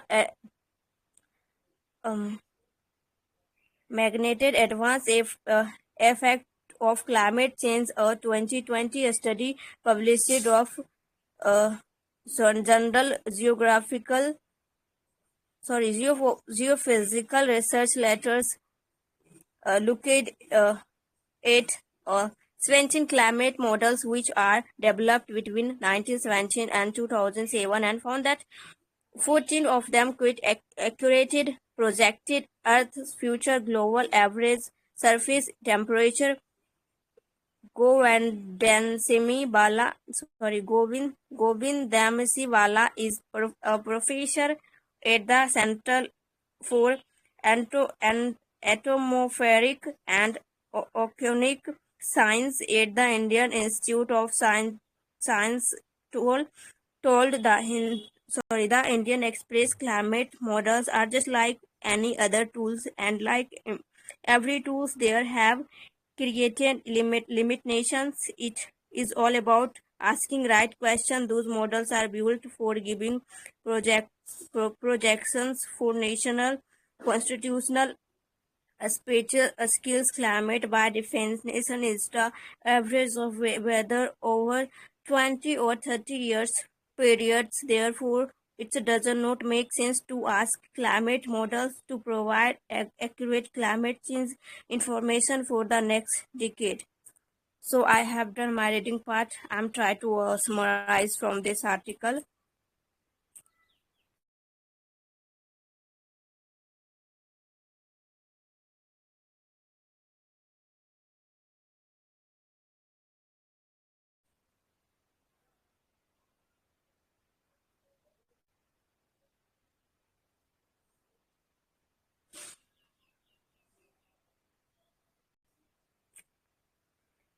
I'm audible. Ma'am, you're audible. Yeah, thank you. Yeah, so this article is this article talk about uh, right question, how we create climate model. So discusses the accuracy of climate models, so which are computer progress simulating the earth climate system. So climate models forecast temperature, humidity, and extreme weather events like heat waves and strongets. So models have evolved from simply energy violence models to complex radiative. So consecutive models divide Earth into a 3D grid using mathematical question to simulated climate progresses and accuracy. Various models are less accurate in the global south due to um, limited observational data. Models are fairly reliable for general climate patterns, but may struggle with regional specific like monsoon. So expert emphasize asking the right question about climate models. So limitations and projections for national continental sales rather than precise dedicate label prediction. So that's all from my side.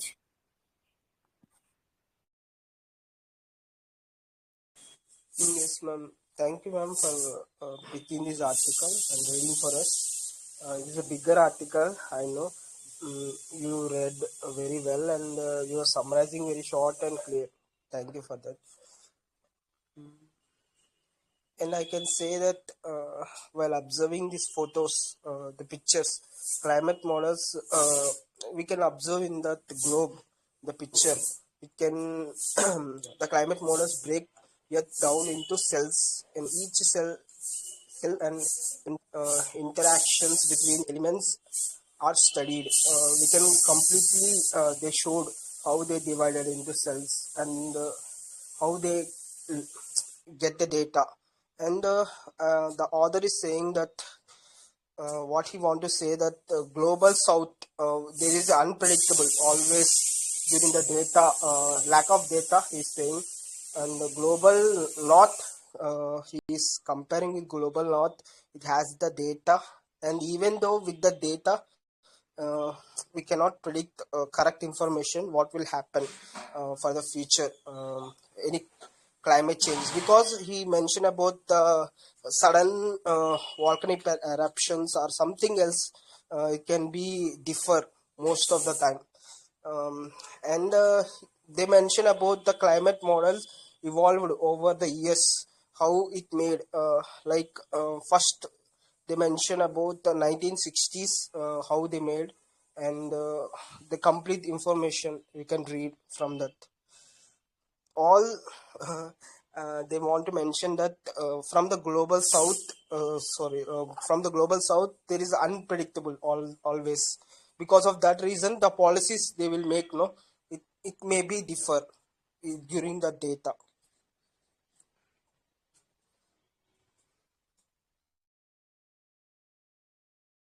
Yes, I want to go with the next participant.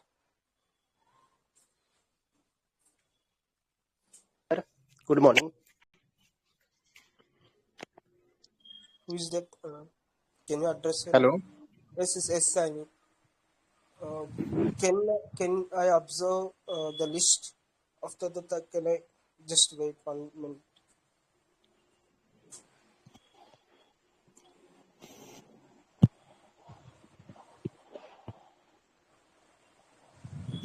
Yes, yes, signing.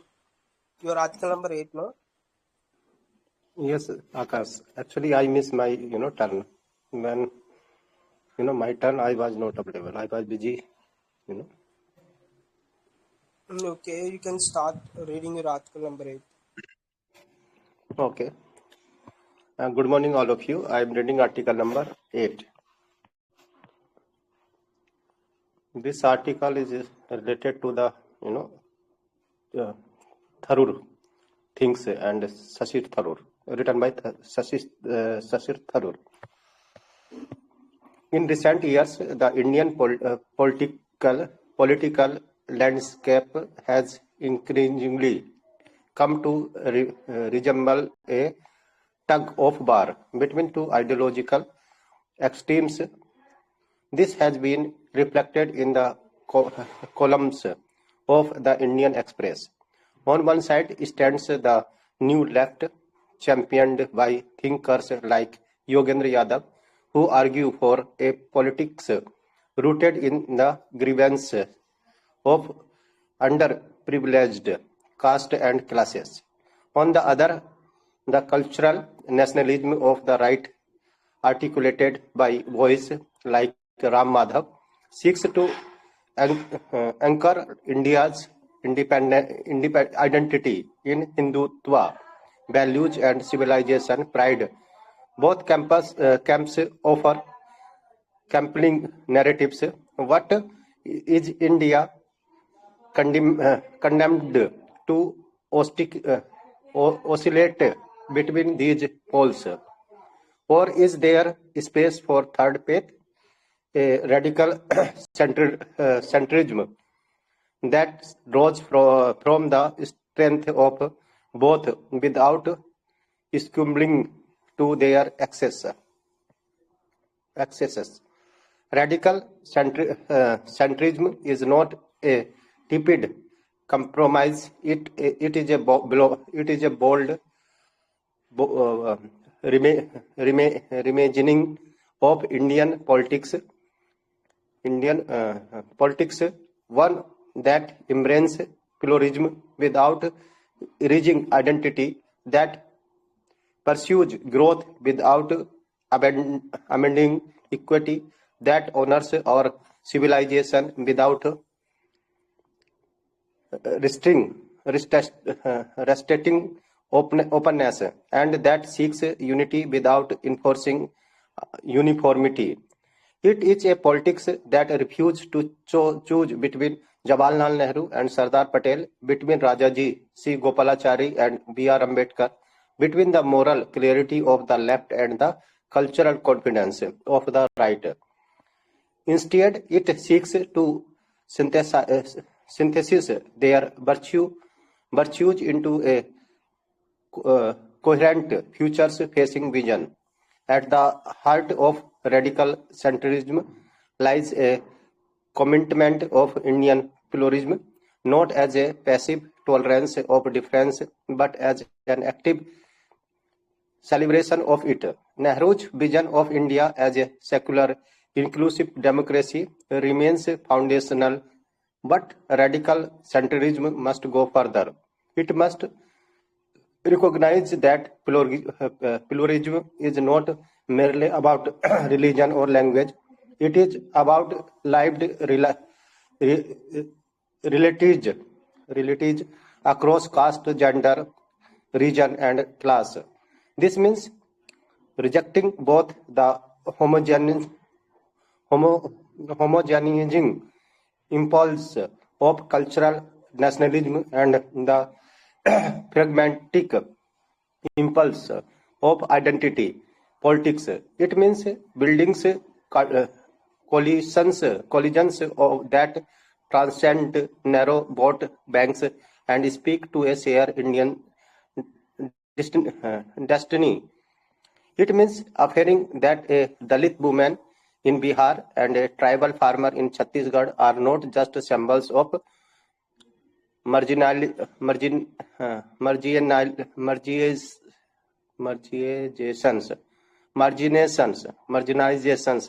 They are central to the Indian story.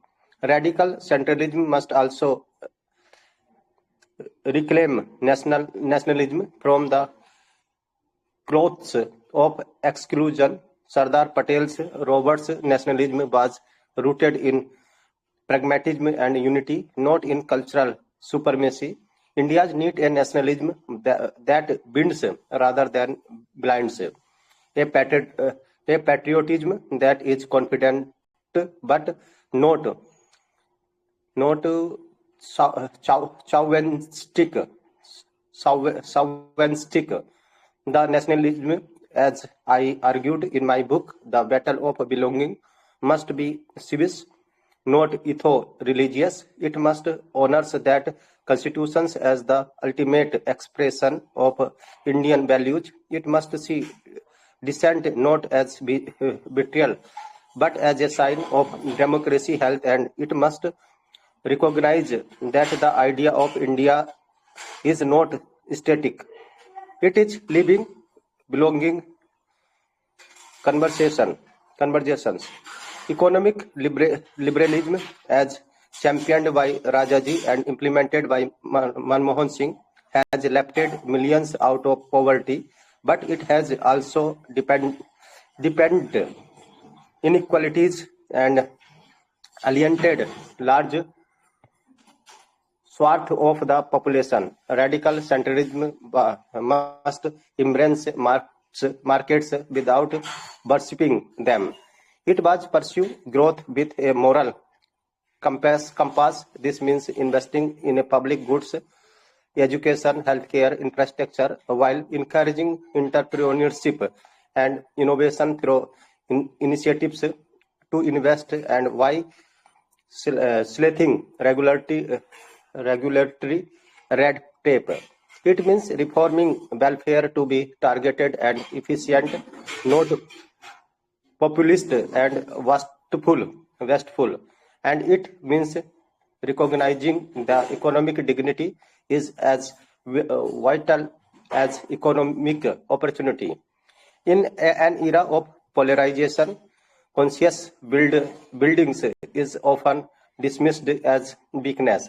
But Atal Bihari Vajpayee showed the conscious cost to be a source of strength.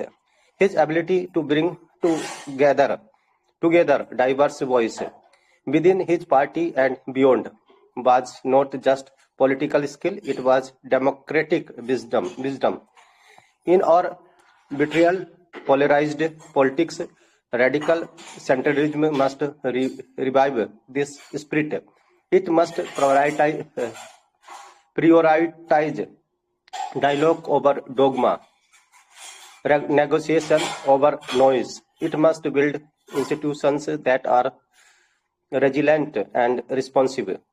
And it must recognize that government is not a zero-sum game. It is a shared endeavor. Finally, radical centrism must place social justice as its core. Ambedkar's passionate advocacy for the rights of oppressed was not a sectional demand. It was a universal call for dignity. His vision of constitutional morality must guide our politics. This means confronting caste discrimination not just in rhetoric but in policy. It means ensuring representation in institutions, accept to opportunity and protection under law. It means recognizing that justice is not a favor, it is a fundamental promise. What would a radical centrist agenda look like in practice? The promotion of constitutional pluralism is fundamental. Defend secularism, federalism, and minority rights while promoting cultural dialogue and mutual respect. Inclusive growth must follow. Combined market reform with targeted social investment, especially in education, health, and digital infrastructure. Bet strongly for our civil nationalism. Promote a shared Indian identity rooted in constitutional values, not religious or ethic exclusivity, but simultaneously stand for a robust defense and a vigorous foreign policy that effectively promotes Indian inter. So I have completed my reading parts. I try to summarize. So this article, this news all about this articles written by the Sasir Tharoor, and as we know very well, Sasi Tharoor is a great speaker, great author, and the great politicians also. And he has written many books. One of books he mentioned in this article that names was the Battle of Belonging. Hello. One of the books he mentions in this article is The Battle of Belonging. This session is happening. Please mute your mic. If you want to ask any doubts, you can go with the chat. You have admin power. Simply mute that person rather than tell him. Yeah. In this You article, continue. Sasir Tharoor, he says that there is two opposite, we can say two ideologies is going on now in the Indian politics. One ideology is, like the Yogendra Yadav. He says that ideology of Yogendra Yadav. He says that some of the persons, Yogendra Yadav and other this type of ideology persons, they always argued politicians, they always,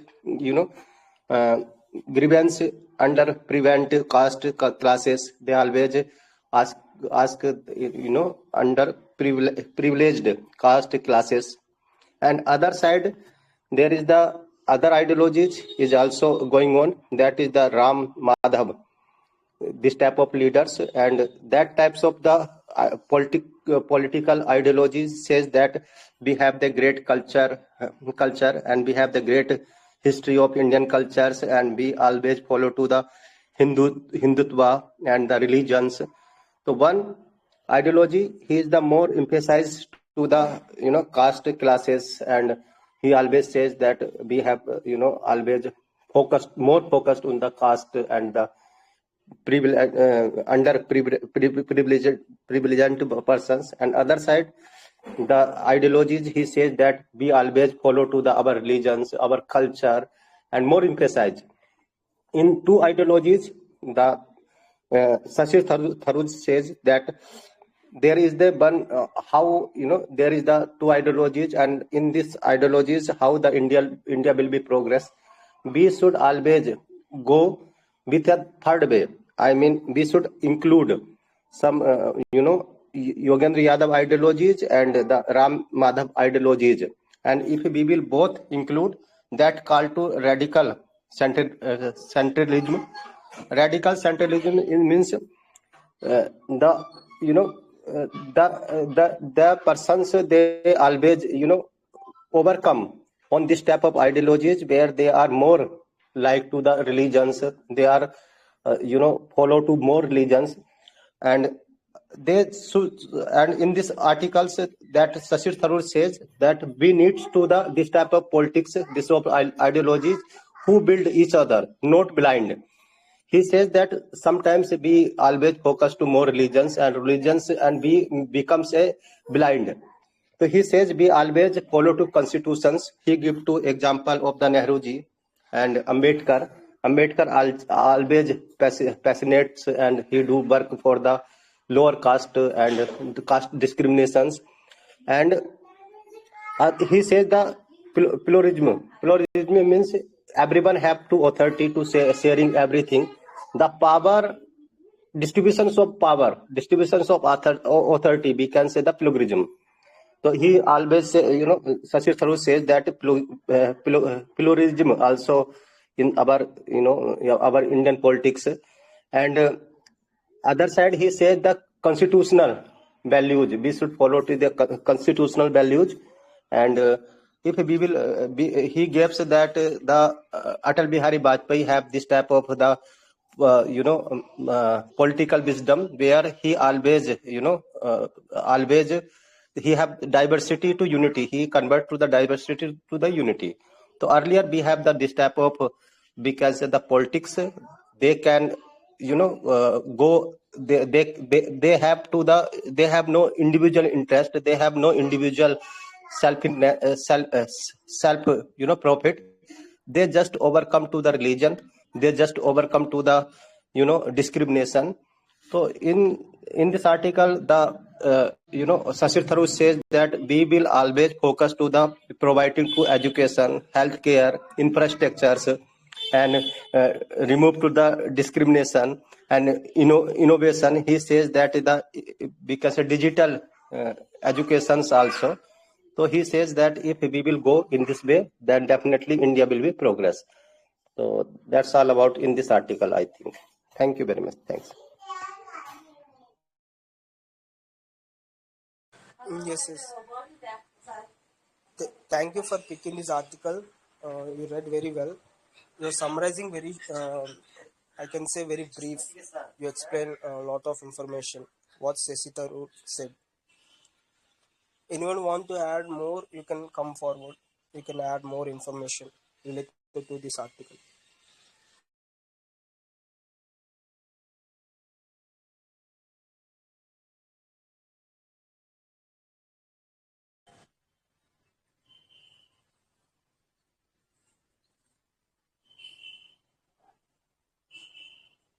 I think, in my view, he said a lot of things regarding I think what Sardar Vallabhbhai Patel said about the nationalism and whatever the things, and he related all the things Even Manmohan Singh, he mentioned about he lifted the poor status regarding the number of population, billions of people in India.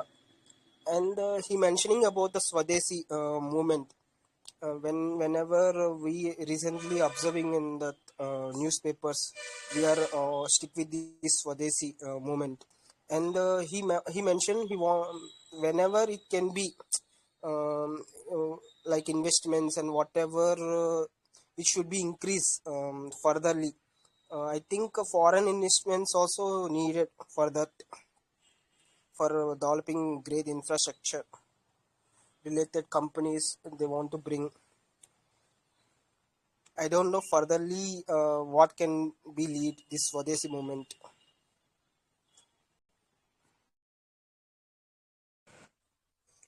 Okay, I want to move with the next participant with the queue.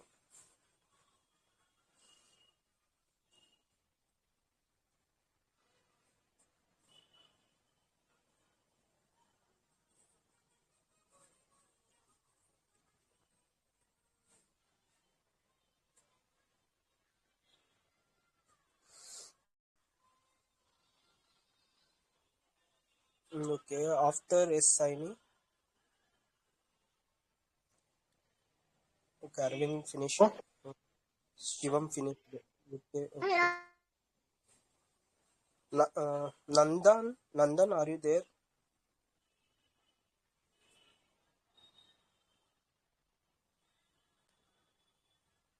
Hello.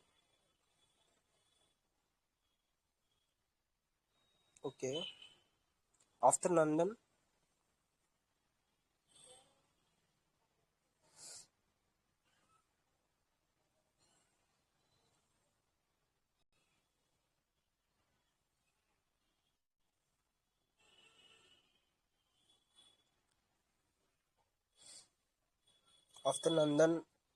Sandeep Prasad, are you available here? Somu, are you available here? Yeah, I'm here. Yes, good morning, Somu. Good morning, Akash. Please mention your article number. Yeah, actually, the same article being named as twice as five. So I will read the article which is Sajid Chinoy. It is article number 5. Article number 5. Yes. Okay, you can proceed with that. Okay. So Sajid Chinoy, JP Morgan's chief Asia economist, explained live guest today. The return of Donald Trump as US president has seen the imposition of sweeping tariffs on goods entering the world's largest economy, with India facing a penal tariff of 25% for its imports of Russian oil and arms. Can you tell once again your article number? I'm not found that. Actually, the article is being mentioned twice as 5-5. Okay. Okay, 5. Yeah. Yeah. Okay. Yeah. Okay, okay, Shajid. Okay, you can continue, Yeah. please. The return of Donald Trump as US president has seen the imposition of sweeping tariffs on goods entering the world's largest economy, with India facing a penal tariff of 25% for its imports of Russian oil and arms on top of the reciprocal tariff of 25%. Trump wants to erase the US trade deficit with its partners and has looked to strike favorable bilateral agreements that include promises of investment in domestic manufacturing capacities in exchange for lower tariffs.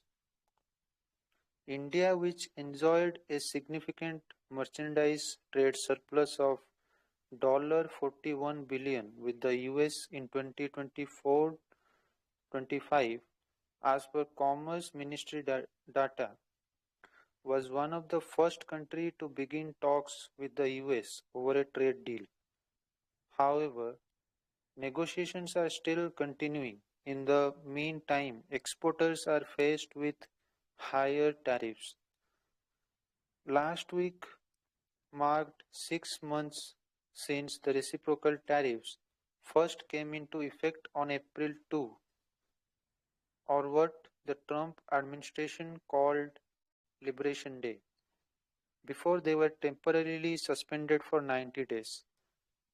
To better understand the development since then and what explains them, the Indian Express has invited Sajid Chinoy, Managing Director and Chief Asia Economist at JP Morgan, for an explained live session on Thursday.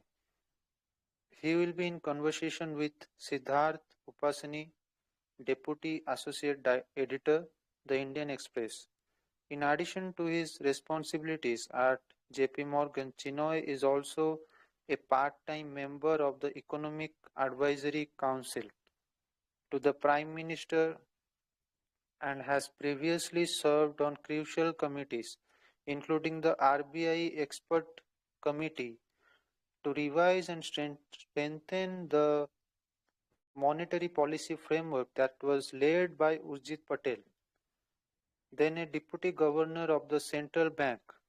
Chinoy has in the past also worked at the IMF, among other organizations.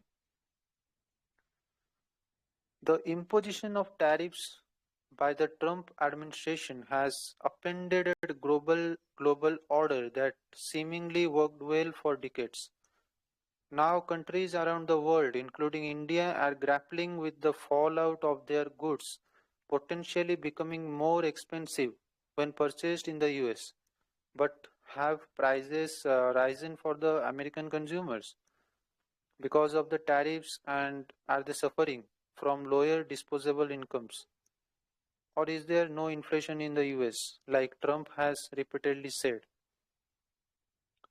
Closer home, until a bilateral trade agreement with the US is finalized, India must live with the impact of cumulative 50% tariff on its goods.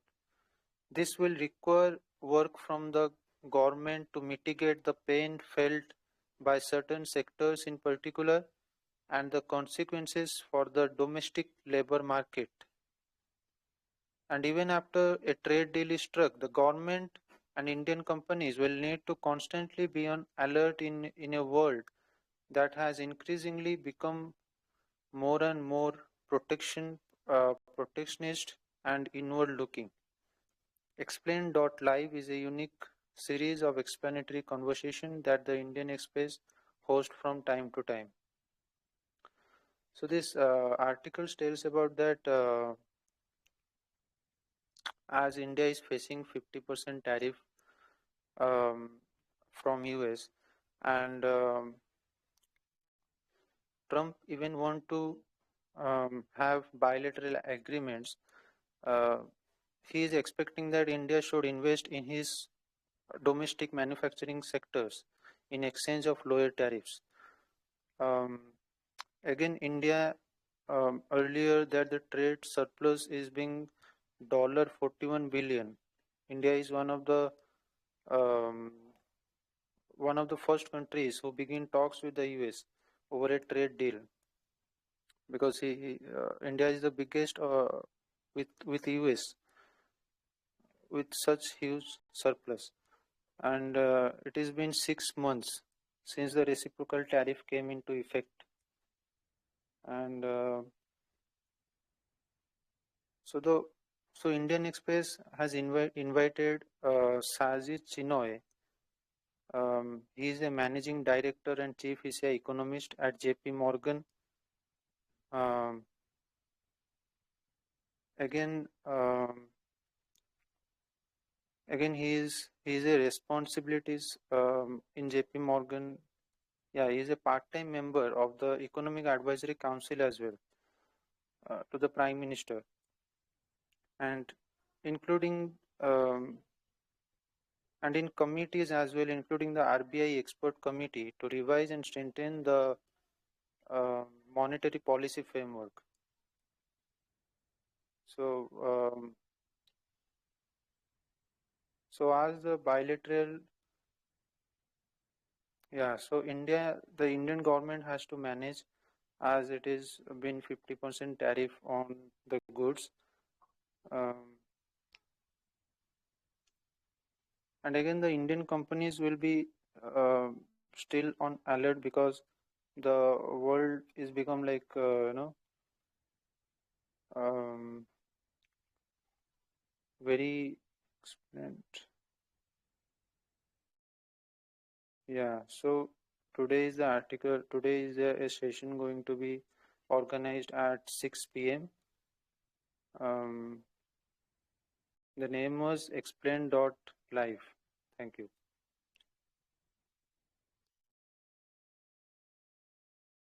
Yes, thank you for picking this article, Somo. You read very well.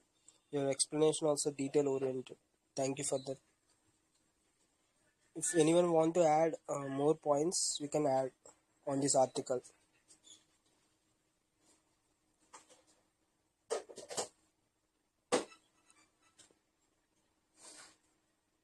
And whatever he, I think, phenomena happen. He already explained all the things about the tariff and about the tariff and how surplus we are 41 billion surplus we are enjoying according to the Trump statement in 2024 and 2025 as a commercialized ministry data we are enjoying like that Trump said, and he made the tariff on us a 50% tariff. It is very very very higher. We know all what we are industrial things like manufacturing sectors, some of the sectors are really affecting in India, and we are diversifying that all the things what is happening for us. Even in the US as well, they are also suffering because they also want to buy the products which are coming from India. Is also burden for them because their incomes are not enough to buy our products, and there is a needed some of the products like I can say medicine. Some of the products are needed, no, because of higher tariff on that they can't buy those things. I think furtherly we should wait what will be the result. Even Trump will decrease tariff on India because India is a global trade. We will do global trade, and because of India, so many countries are surviving because of our products and marketing. I think furtherly we should wait what will happen. Okay, I will move with the next participant according to the list.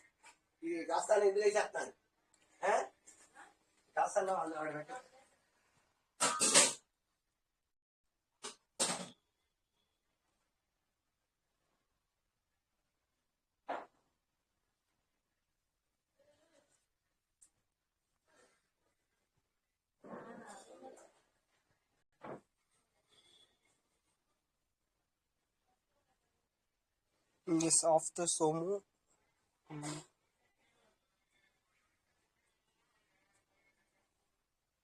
Saurav, are you available here?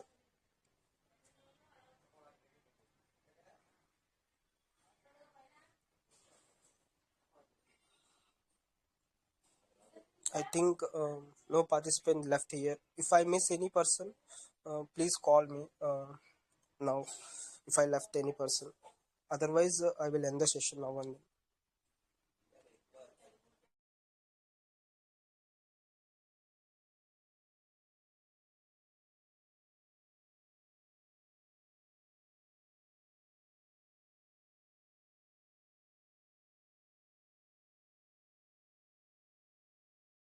Okay, thank you everyone being a part in the session.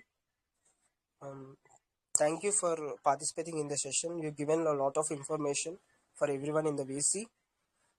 Thank you. Every day we will grow together and learn together. Thank you.